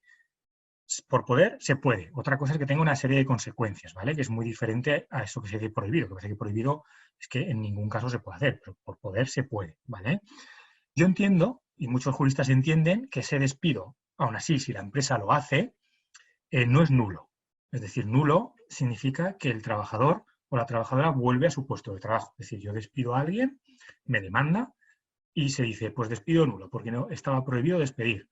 Con lo cual ese trabajador o trabajadora vuelve a su puesto de trabajo desde la fecha del despido y yo le tengo que abonar todos esos salarios que no ha trabajado hasta la fecha que se ha declarado esa nulidad. ¿Vale? Eso en principio está supeditado a derechos fundamentales, etcétera. Yo esto entiendo que no viola ningún tipo de derecho fundamental con lo que se entiende que es un derecho fundamental. Entonces, directamente esa prohibición de despedir lo que habilita es que sea improcedente. ¿Vale? Es decir, podemos hacer una carta bastante motivada que en otro tiempo hubiera servido de la causa económica, la causa productiva, voy a vender menos, es algo que es verdad, además, porque puede ser lógicamente verdad, pues eso hará, si están basadas en esas causas y demás, que el despido sea considerado improcedente. Y por tanto, en vez de tener que abonar 20 días, que es lo que se abona en un despido por causas objetivas, se acabe abonando 33 días por año o 45 si hay alguien que todavía tiene ese tope de indemnización de antes de la reforma laboral. ¿Vale? Igualmente, se puede despedir por una causa, como digo, que no sea de este tipo, económica, objetiva y demás. Se puede seguir despidiendo por una causa disciplinaria, aquello que hemos dicho, he pegado al jefe, a la jefa, ¿vale? Pues hombre, como no se está prohibido despedir, voy a aprovechar para liarla en la empresa que siempre le he tenido ganas, ¿no? Pues eso que sepáis que no, ¿vale? Es por las causas objetivas. Esas se pueden despedir por causas disciplinarias, ¿bien? Bueno, otra de las cosas que ha tenido bastante, que es bastante peligrosa para las empresas, es que se ha cambiado o modificado la LISOS, que es la Ley de Infracciones y Sanciones del Orden Social, ¿vale? Es un poco peliagudo, como os digo, porque deja pie a pensar de que sí, ahora todo entra, ahora todo ERTE fuerza mayor, la autoridad laboral no se ha dado tiempo a pronunciar, al final mi ERTE sale adelante, pero ojo, cuidado, ¿vale? Porque lo que hicieron fue, preveyendo la avalancha y que iba a salir todo por silencio administrativo prácticamente positivo y demás, cuidado porque las incorrecciones, ¿vale?, que hayamos hecho en los ERTE pueden dar lugar a una responsabilidad empresarial, ¿vale? Y esa responsabilidad empresarial puede abarcar, aparte de devolver esas cotizaciones, devolver las prestaciones de los trabajadores y las trabajadoras, ¿vale? Se consideran indebidas, que se llama. Con lo cual la empresa tendrá que devolverle al SEPE todas las prestaciones y abonar a sus trabajadores, ¿vale?, la diferencia entre lo que ha cobrado de desempleo y el sueldo que le corresponde. Antes, ¿vale?, el matiz que había en la LISOS es que hablaba de falseamiento de documentación, que es un tema como bastante, hostia, pues para requerirse falsedad necesitas algo como muy culpable, como un acto inequívoco de que eso sea falso, pero claro, la ley ha cambiado y ha dicho datos inexactos e incorrecciones. Es decir, yo solo veo, si nos ceñimos a lo que pueda significar eso, deja bastante pie a que la inspección pueda ser de trabajo arbitraria e imaginar de aquí a 10 meses, ojalá, ¿vale?, esto sea una mala pesadilla, por decirlo así, vuelve toda la normalidad y la inspección de trabajo le da por revisar todos los ERTEs de fuerza mayor. Va mirando las memorias, va mirando todo y va diciendo, esta causa a mí no me parecía bien. No, que tengo un silencio positivo. Sí, sí, eso está firme. Pero voy a decirte que hay una incorrección y incluso un dato inexacto. Pues me va a servir para decir que es una prestación indebida. Eso hay alguien que le puede pasar, ¿vale? Con lo cual, mucho cuidado cómo se plantean según qué ERTEs o cómo se han planteado, porque como hay gente que ha puesto de todo, por ejemplo, en este que os decía que muchos laboralistas hemos enfocado de falta de suministros, imagínate que hemos dicho, sí, me faltan suministros y me invento el proveedor, ¿vale? Es decir, este proveedor no me ha servido nunca. Eso claramente es una incorrección y una falsedad y un dato inexacto. Eso puede dar lugar a una responsabilidad a las prestaciones y sanciones, ¿vale? Con lo cual, con eso, mucho cuidado porque ha sido una de las cosas que más problemas puedan tener luego a toro pasado las empresas, ¿vale? No sé si tenéis alguna duda respecto a los ERTEs de fuerza mayor, respecto a estas especialidades del COVID. ¿Hay alguien que quiera aportar algo o tenga alguna duda? Si no, seguimos, ¿vale? Vale, bueno, seguimos. La solicitud de prestación colectiva del desempleo. Bien, toda un montón de quebraderos de cabeza y los sigue dando, ¿vale? Lo típico de la gente no está recibiendo su prestación, no está cobrando. Vamos a ver por qué. Bueno, Lo primero de todo, es la primera vez que se encarga la empresa de solicitar esto. Normalmente la prestación por desempleo siempre se tiene como que es personalísima, de tal manera que no se deja a ningún profesional pedir el paro, sino que tiene que ser la propia persona, trabajadora, la que lo solicita. Se pide normalmente cita previa, tú firmas un compromiso de actividad, etcétera, ¿no? Pero es la primera vez que se ha dicho que ante esta situación sean las empresas las que tramiten todo, porque puedan tener los datos y así no sobresaturar todavía más, ¿vale?, los servicios públicos de empleo. Con lo cual, todas aquellas personas afectadas por un ERTE no tienen que realizar ningún trámite para solicitar la prestación, lo hace la empresa. Lo solicita la empresa en nombre de todos los trabajadores afectados, ¿vale? Es una plantilla Excel que ha configurado el SEPE con unas instrucciones y se presenta por Internet, con un registro electrónico. Importante, hay que tener la autorización de todas las personas. Y si soy un trabajador, le he tenido que dar la autorización a la empresa o a la asesoría o gestoría para que pida dar ese consentimiento, como se tratan de datos de carácter personal, dará un consentimiento para que me lo presente para que no haya ningún problema, ¿vale? Para agilizar todo, esa plantilla se comunica en los 5 días siguientes a que se presenta la decisión empresarial, ¿no?, en el caso del ERTE-TOP. Ya dicho el SEPE, porque como todo ha sido como deprisa y corriendo con una maraña, los plazos siempre han estado ahí pendientes de un hilo. Ya se ha pronunciado de que no va a sancionar en el caso de que no se puedan cumplir con esos 5 días siguientes a esa solicitud del ERTE, ¿vale? ¿Problemas de la plantilla? Os he puesto aquí el enlace, ¿vale?, que si queréis lo podemos ver. A ver, no sé si se ha bajado. Esta es la plantilla, donde te vienen al principio unas instrucciones y aquí, digamos, todo lo que hay que rellenar. El apellido, teléfono, código postal, número de cuenta. Si es... Como tienes compartida la pantalla del navegador, ¿Sí? si has abierto un archivo y es el que nos quieres enseñar, no se ve.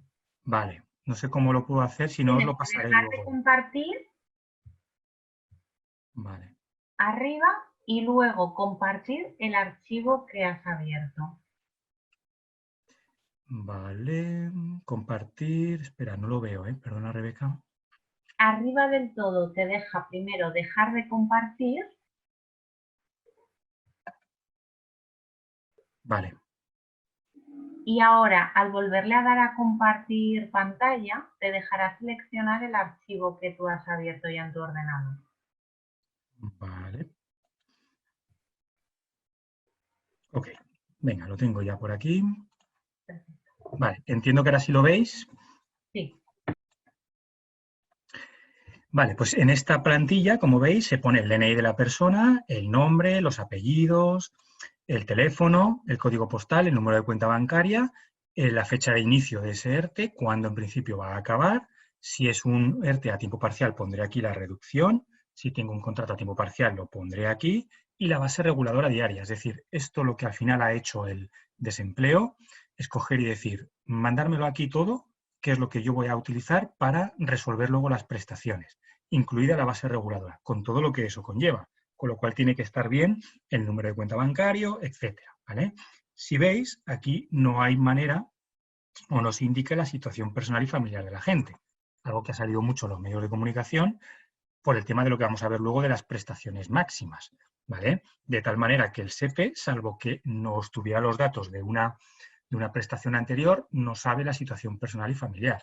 Como mucho en el teléfono, cuando se lo indiquemos, ¿vale?, se apuntarán allí y te llamarán para ver qué situación personal y familiar tienes, porque eso es importante de cara a las prestaciones mínimas y máximas que la gente pueda cobrar, ¿vale? Voy a dejar otra vez de compartir la pantalla para compartir ya de nuevo la presentación, ¿vale?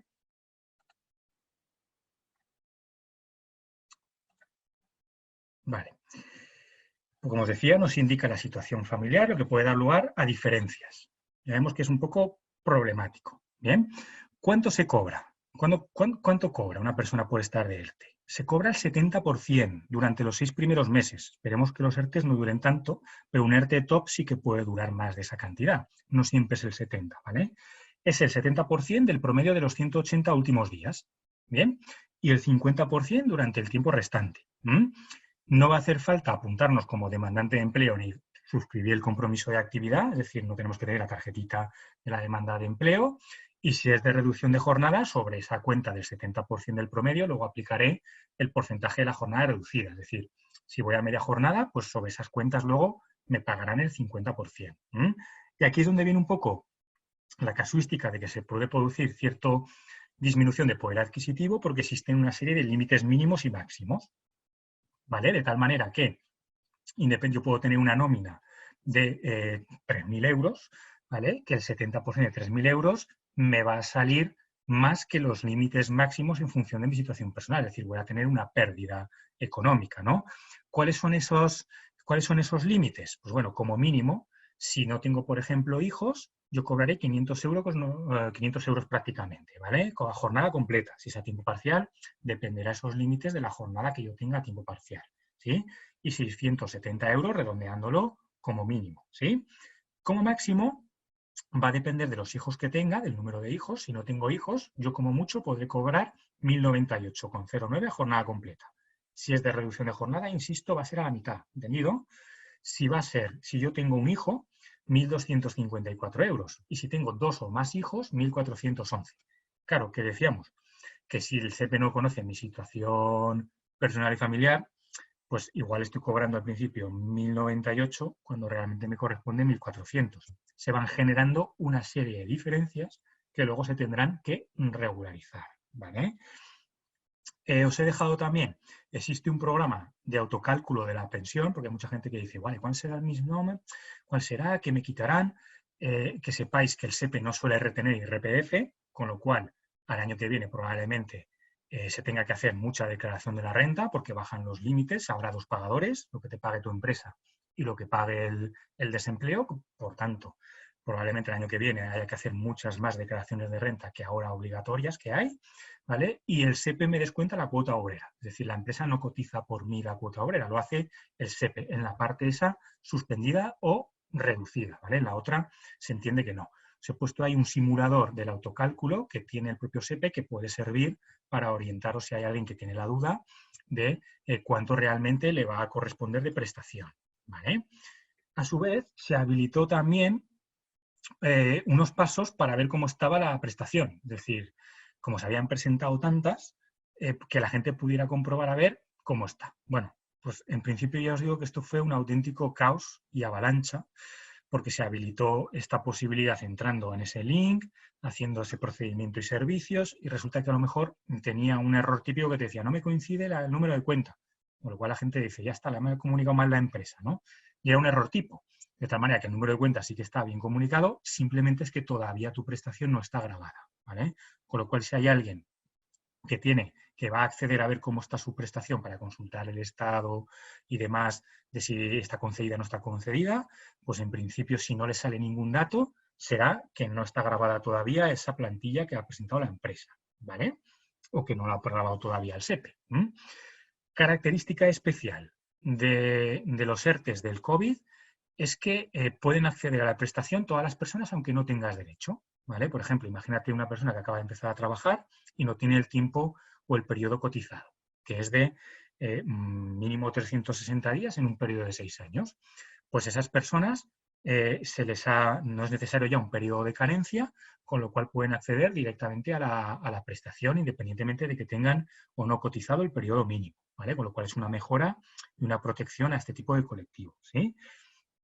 También ese periodo de suspensión o reducción, esto es muy interesante, no consume desempleo. Es como si el contador se pusiera a cero. Y si luego me despiden, si he estado 2 meses en ERTE, no me computaría que he gastado 2 meses de desempleo. Esto es porque lo dice la ley, si no sí que hubiera sido así. No queda muy claro en esto del contador a cero, ¿vale? Si realmente va a ser solo para los ERTEs durante el periodo de alarma o se va a alargar también a los ERTEs top, esos que hemos dicho que se basaban también en el COVID-19, pero que tiene una duración mayor. Es decir, yo puedo pactar un ERTE de aquí al 31 de octubre. También ese periodo no se considera que computa como que se gasta en el desempleo. Pues en principio no queda muy claro, ¿vale? Lo que está seguro es que la gente que lo tiene de tal manera, ese ERTE y esa prestación cobrando en el estado de alarma, luego el contador vuelve a cero. Bien, colectivos especiales. Colectivos especiales también, igualmente que hay gente que no tenía derecho a la prestación por no tener el periodo cotizado y se les habilita para poder cobrarlo. Hay gente que puede cobrar el desempleo, por ejemplo, si ha extinguido su contrato. Es decir, la empresa te dice, mira, que no superas el periodo de prueba. Pero resulta que tú anteriormente te habías ido voluntariamente de tu empresa. ¿Qué sucedía en esa situación? Que no podías acceder a la prestación porque habías cesado voluntariamente en tu empresa anterior, ¿vale? Anterior a la que te incorporas y la que te ha dado de baja por no superar el periodo de prueba, y te quedabas en un limbo. La ley dice que tienen que transcurrir al menos 3 meses. Bien, pues eso se ha arreglado, ¿no? Desde hace mucho, porque el decreto es bastante reciente, y que te dice que si eso pasa, también puedes cobrar la prestación por desempleo. Inclusive gente que parece que no, pero que algún caso he conocido, de gente que ha dejado su empresa por una oferta de trabajo que pudiera tener y resulta que luego esa oferta de trabajo que se considera firme le han dicho, mira, que sé con todo este tema es preferible que no vengas y lo dejamos para más adelante. Pues bueno, pues en ese caso también esas personas pueden acceder a la prestación por desempleo, ¿vale? Tenemos también prestaciones para socios trabajadoras de sociedades laborales o cooperativas que puedan acceder a esas prestaciones en iguales condiciones que, que el resto de trabajadores e inclusive a gente, por ejemplo, que se tiene que reincorporar, a gente que trabaja fija discontinua y que a lo mejor no ha podido reincorporarse por el tema del COVID-19, también le permiten alargar la prestación, ¿vale? Tenemos por aquí 2 preguntitas. A ver.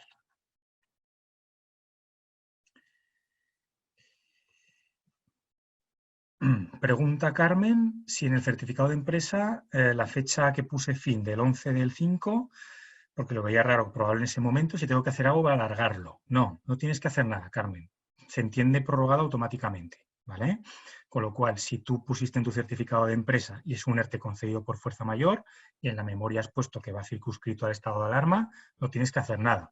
De hecho, el SEPE está resolviendo prestaciones que pone hasta el 9 de junio o hasta el 11 de mayo ponía al principio, ¿vale? Porque también había que poner una fecha fin, si no, no te deja, ¿vale? Los propios aplicativos hay a veces que no te dejan si no pones una fecha fin.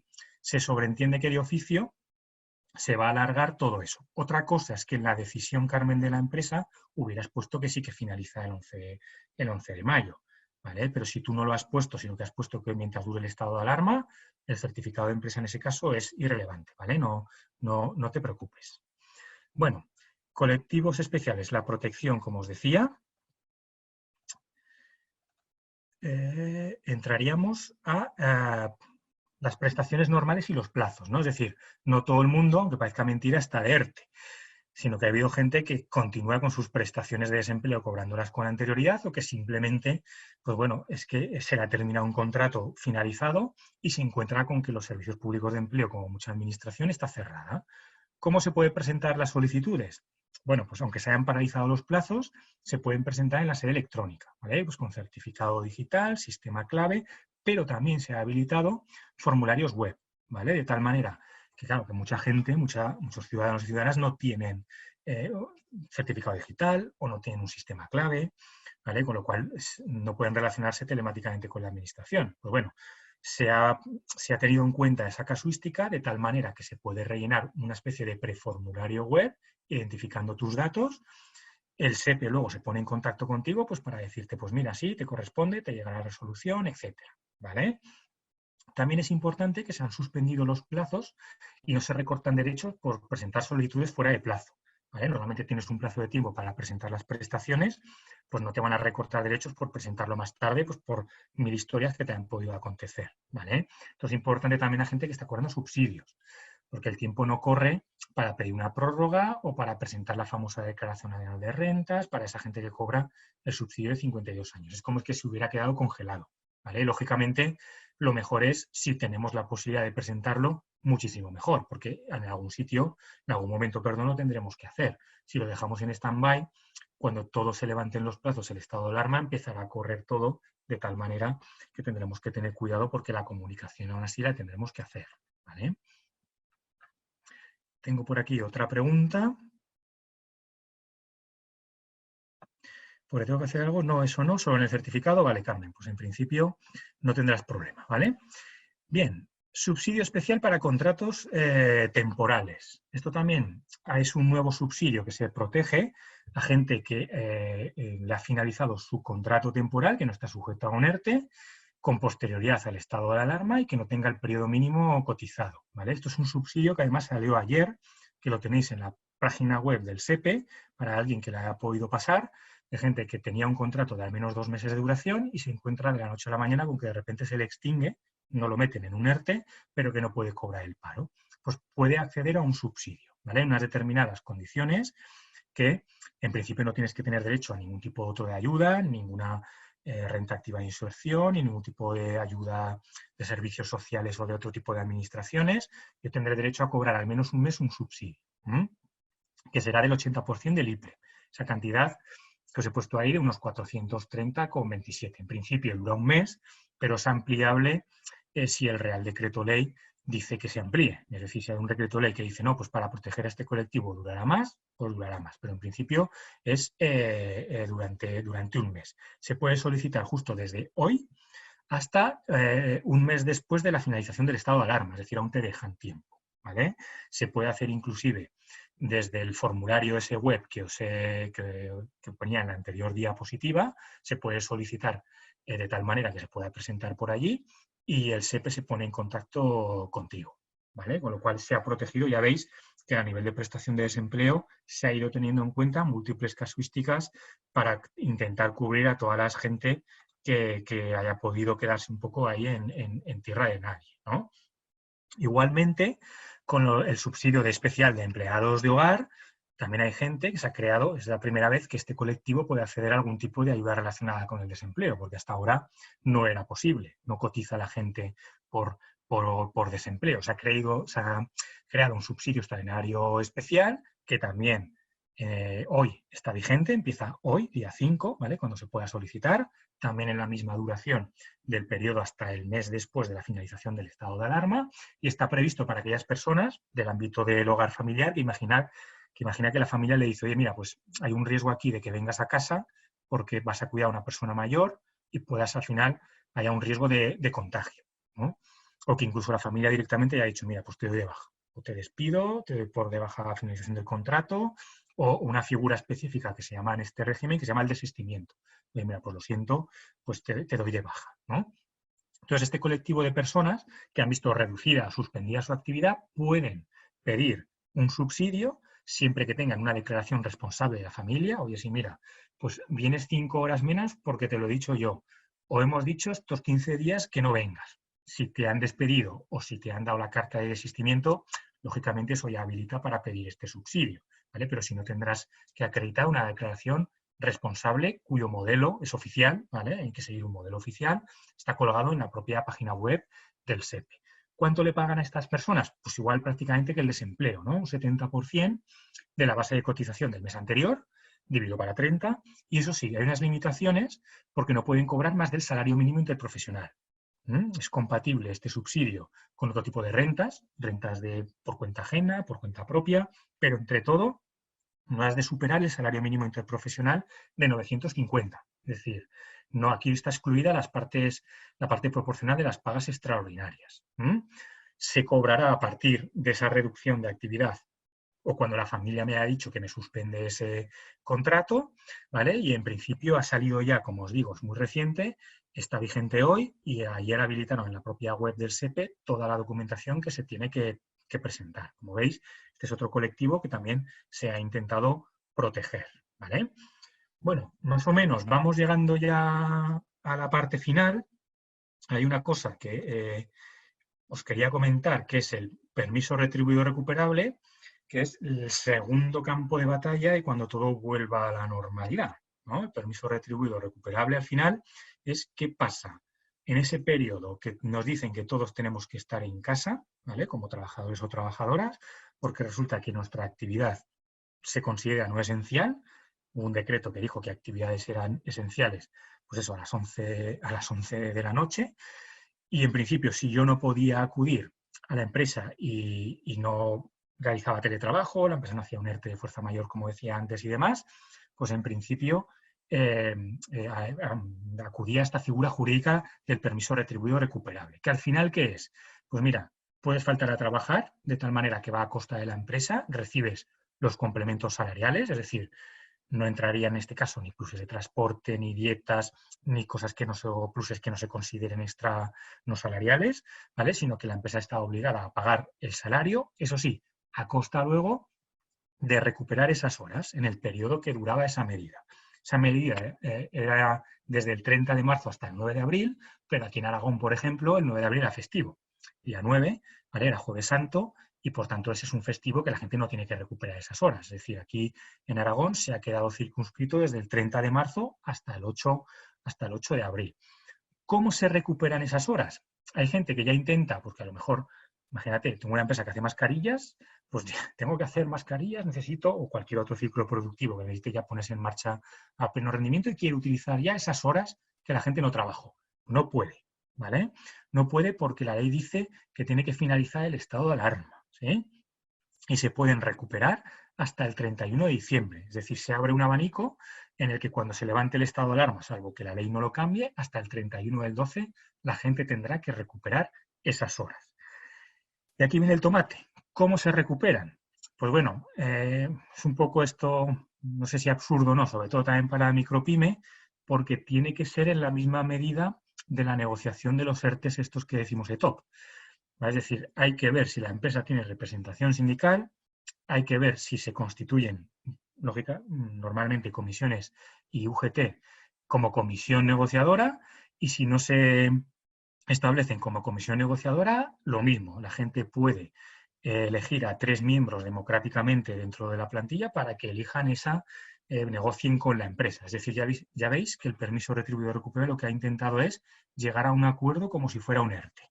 Aquí no valdrá aquellas empresas que digan 3 horas más, vas a hacer 1 hora más todos los días. No, hay un mecanismo específico legal que va a dar mucho que hablar, ¿vale? Porque en todo caso, si no hay acuerdo, sea la empresa la que decida. Es lo mismo que un ERTE. Yo puedo negociar, principio de buena fe, puedo escuchar, seguir el procedimiento, voy a intentar llegar a un acuerdo, pero si veo que son máximos de imposibles y se cumple la buena fe, al final será decisión de la empresa, esa recuperación de las horas, ¿vale? Eso sí, no te puede decir la empresa, ni podemos decir, vas a trabajar 20 horas, vas a trabajar todos los días de la semana. Hay que guardar siempre, ¿vale?, el respeto a los periodos mínimos de descanso semanal, famoso día y medio al menos de descanso semanal, el descanso entre jornadas, que tiene que ser de 12 horas, ¿vale? O mismamente gente que tenga reducida de jornada, derechos de conciliación, porque tiene una guarda legal o lo que sea, tenemos que tener presente que pueda ejercer esos derechos de conciliación, porque si no, esa medida, esas horas no se podrán impugnar, ¿vale? Con lo cual, este permiso retribuido recuperado de momento está ahí dormido. Cuando todo pase y se levante el estado de alarma y las empresas quieran hacer uso de esa recuperación de esas horas, mucho cuidado porque hay que hacerlo en el procedimiento, como hemos explicado, del ERTE de causas ETOP, que se dice, ¿vale? Bueno, por mi parte, vaya rollo que os he soltado, ¿vale? De todo esto, una super píldora de ERTES, prestaciones por desempleo y demás. He dejado un tiempo para que me podáis plantear alguna duda que pudierais tener. Podemos abrir micros, me podéis seguir planteando por el chat las dudas. A ver, veo que tengo alguna por aquí. De Carmen. Vale, comercio al por menor, equipos de audio. Es una denegación del cese de actividad.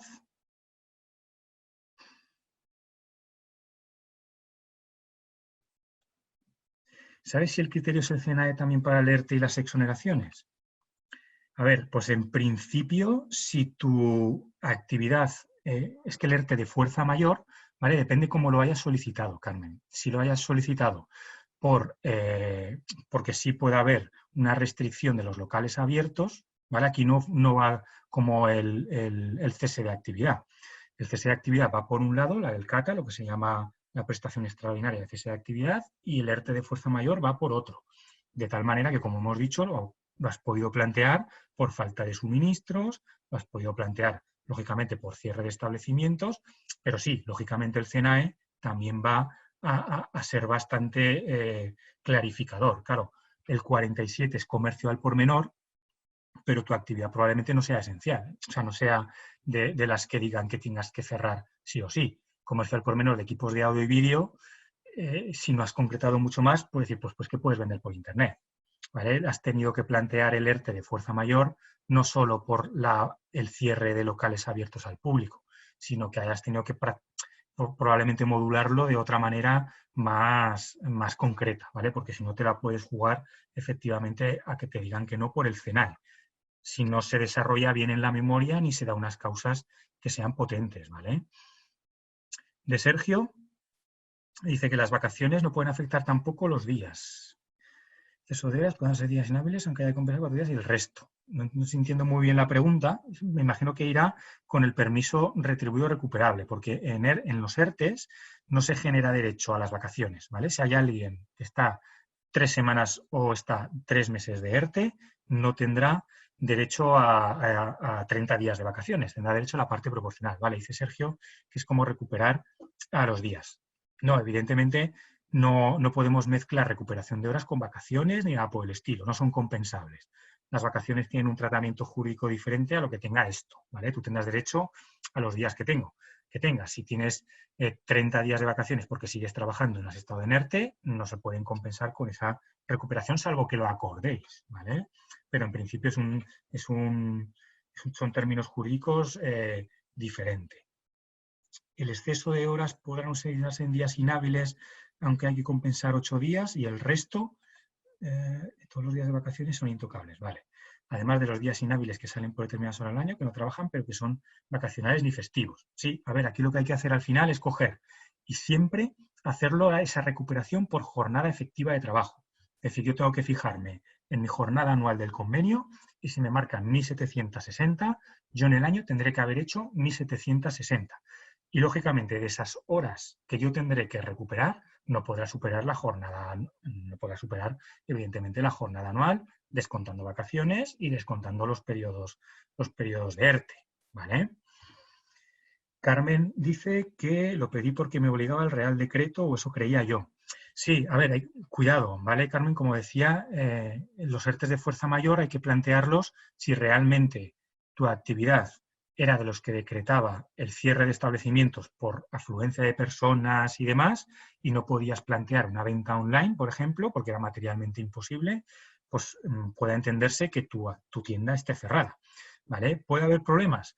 Lo puede haber, depende cómo hayas enfocado la memoria, pero si ya se han pronunciado, lo has presentado ese ERTE y ya se ha pronunciado por silencio administrativo positivo, lo tienes más difícil, ¿vale? Lo tienes tú más fácil de que eso prospere, salvo que haya, como hemos dicho antes, alguna inexactitud, que también es un concepto jurídico que la Inspección de Trabajo va a tener que pelearla, ¿vale? Que se considera inactitud, falsedad o lo que sea, ¿vale? Bien, no sé si alguien tiene alguna otra cuestión. Vale. De Laura, dice que está observando muchas prestaciones por desempleo erróneas, efectivamente. Algunos empleados han cobrado más prestación. ¿Tienes noticias de cómo va a proceder el SEPE para regularizar todos estos errores? Pues me gustaría, Laura, darte una solución porque yo he tenido clientela que le ha pasado, ¿vale? Y mucha gente de empresas que ha cobrado unos sí, otros no, otros que no tienen en cuenta la situación personal. ¿Por qué? Porque está resolviendo una máquina. Esto al final son CSVs que estamos rellenando con la prestación de solicitud colectiva y lo están enviando y está resolviendo para intentar resolver en el mínimo tiempo posible. Luego se producirán efectivamente diferencias. Lo que es importante clarificar es que son diferencias que no son imputables, por ejemplo, a la empresa ni al trabajador. Es decir, el trabajador se ha cobrado mal por exceso, tendrá que devolver la prestación, pero no podrá volver nunca con intereses ni sanciones. Y la empresa igualmente, si la ha comunicado bien y ha sido el SEPE el que no ha observado cómo le ha comunicado esos datos la empresa, tendrá que posteriormente pagar diferencias. ¿Cuándo? Pues si de momento tenemos problemas para que la gente le reconozcan las prestaciones, Laura, la regularización de los pagos, yo me temo que hasta que no pase todo a mediados de verano no se van a poder con estos temas, porque al final el SEPE pues, no está atendiendo por los canales de llamada telefónica ni contacto porque están ultra saturados. Pero al final sí que van a tener que pagar la prestación que a cada persona le corresponde, en función de la decisión de la empresa, del calendario final que se haya acordado con los trabajadores y las trabajadoras. ¿Cuándo? Pues eso ya, Laura, lo siento, es la pregunta del millón, que yo creo que no lo sabe ni el propio SEPE, ¿vale? Sergio comenta, 3 turnos, al final supondría trabajar, por ejemplo, más horas cada día hasta recuperar. Sí, a ver, se hace durante la jornada normal, de lunes a viernes. A ver, la empresa en principio, el permiso retribuido recuperable es como una especie de mitad de camino entre una distribución irregular de la jornada o no. Mientras al final la empresa pueda respetar el descanso entre jornadas, el día y medio semanal, puede plantear recuperación, por ejemplo, en sábados. Aunque no se entre dentro de mi jornada anual, porque esto no dice nada, simplemente tiene que guardar los respetos esos que dice de ese artículo 34 del estatuto, con lo cual, en principio, es un dinero que ha adelantado la empresa y aunque sea sábado, ¿vale? Podría la empresa negociar esa recuperación, ¿vale? Si se cobraría al final, pues en principio, si por ejemplo fuera un festivo y se acuerda esa recuperación, tendría que pagarse la diferencia respecto al festivo. Es decir, nos hacen a todos trabajar el día 12, ojalá, ¿no? Haya 12 de octubre, ojalá podamos celebrar la fiesta del Pilar y la empresa te dice, pues mira, tú no, te tienes que trabajar el día 12. Es un día, es en principio festivo. La duda sería, ¿lo cobro a costa del permiso retribuido recuperable? O esas horas también, por ser festivo, me las tendrá que luego compensar si mi convenio, por ejemplo, dice que el trabajo en festivo se abona a una cantidad superior. Pues evidentemente lo tendrá que abonar esa diferencia, pero no tendrá que abonar el doble porque esas horas ya me las ha abonado la empresa en ese periodo, ¿vale? Ya os digo, apuntas bien, Sergio, porque van a haber muchos problemas con el tema del permiso retribuido recuperable, ¿no? En temas de turnos, de no turnos, van a haber bastante, yo creo, preveo bastante conflicto, ¿vale? Bien, no sé si hay alguna otra persona que tenga alguna otra duda, como os he dejado ahí mis datos de contacto, tenemos el muro de la red ZAC, ¿hay alguien que se ha quedado con alguna cuestión? ¿Alguna otra cuestión de índole laboral que no nos haya dado tiempo aquí? Podéis aprovechar, es decir, y si no, pues podemos dar por cerrada la sesión, lo que me digáis, ¿vale? Bueno, pues como veo... Hola, no sé si oigo un micro. Y me parece que ha puesto la Vale, mano. ahora Sonia, sí. Vale, Sonia, se supone que pueden ir sacando los trabajadores gradualmente del ERTE. ¿Hay plazo para comunicar cada salida? ¿Es cierto que puede pedir que trabajen puntualmente algún día? Bueno, en esto, Sonia, eh, apuntas bien también porque hay un criterio que salió el 1 de mayo de la Dirección General de Trabajo que apunta en este sentido que sí que se puede hacer, ¿vale? En ningún BOE encontrarás que esto es así. Sin embargo, aunque no son un criterio los de la Dirección General de Trabajo vinculante, sí que se ha pronunciado que algo es. Es decir, que lo diga la Dirección General de Trabajo, algo es. Que sí que interpreta que en esta fase de desescalada se puede hacer un uso mixto del desescalamiento también en los ERTES, de tal manera que pueda sacar a determinados trabajadores y los pueda volver a meter, o inclusive se aventuran a que una suspensión lo pueda sacar por reducción por horas. Yo solo veo un poco... El SEPE no es la Dirección General de Trabajo propiamente, ya ha torcido un poco el morro, Sonia, porque ha dicho, a ver cómo se hace eso, pero sí que lo puedes hacer. ¿Cómo? Retocando la decisión de la empresa. Es decir, como tú al final, si es por fuerza mayor sobre todo, lo has circunscrito a la decisión de la empresa, tú puedes decir que ahora quieres desescalarlo así y lo comunicas tanto a la autoridad laboral como a los trabajadores afectados, como también al propio desempleo, ¿vale? Para que precisamente no hayan pagos indebidos, haciendo unos escritos, porque de momento no hay un BOE, como digo, ni hay unos modelos propios. Pero sí que parece que en ese criterio, que si quieres luego, Sonia, lo puedo dejar en el muro de la red ZAC para que le eches un vistazo y veas que eso es cierto que se puede pedir, ¿vale? Lo que pasa es que el SEPE de momento no se ha pronunciado porque legalmente es un criterio que tiene, ¿vale?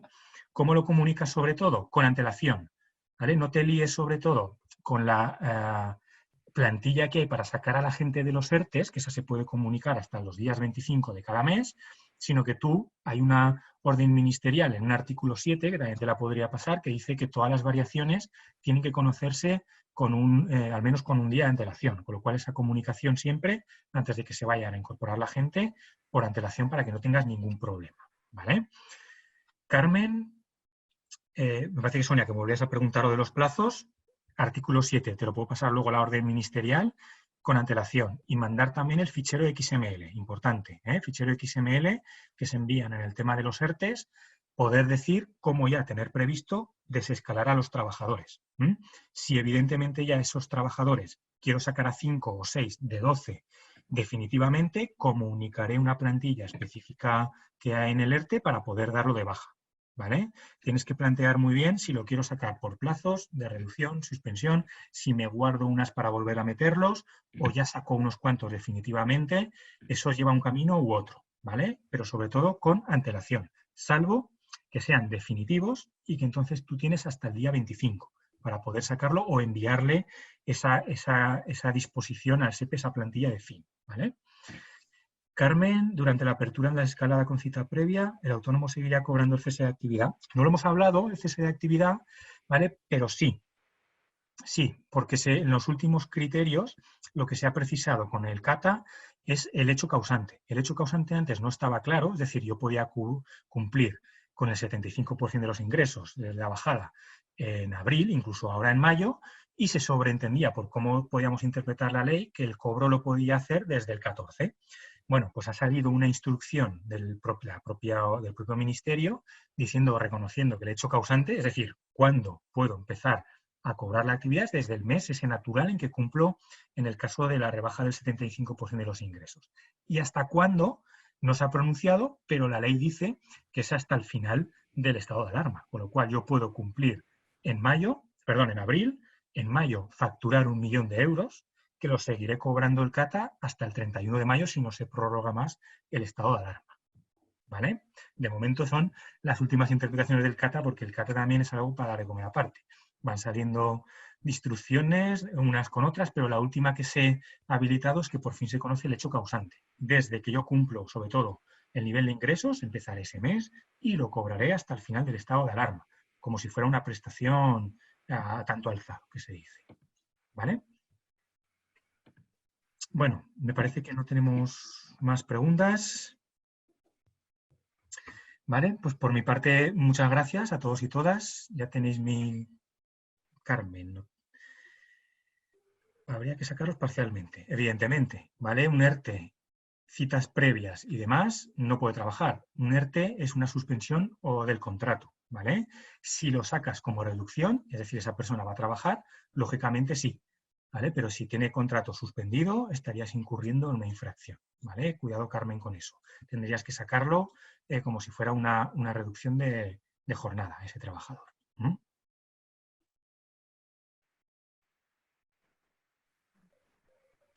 Sí, a ver, el mínimo de jornada, pregunta Carmen, si a ver, se puede sacar parcialmente.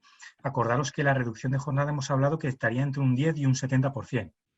¿Sí? Entonces, si tú a esa persona le comunicas tanto a la autoridad laboral como al SEPE y esa desescalada la haces así, pues para atender citas en tu negocio presenciales, porque ya la gente puede entrar, sobre todo tema de seguridad y salud, importante, porque hay que pensarse mucho el abrir. Si un trabajador o trabajadora se contagia, y al final dice que es por ocasión del trabajo, mucho cuidado porque puede dar lugar a un recargo de prestaciones. Hay que seguir sobre todo las medidas de seguridad y salud de la plantilla y también de la gente, porque también nos podemos encontrar con problemas sanitarios si no observamos esas medidas. Pero ¿puede hacerse esa desescalada parcialmente al 30%? Sí, hemos dicho que sí, de reducción, siempre de reducción, no de suspensión. ¿Vale?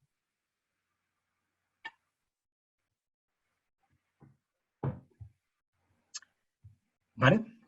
Creo que ahora sí que ya no hay ninguna otra duda. Por mi parte, lo dicho, muchas gracias.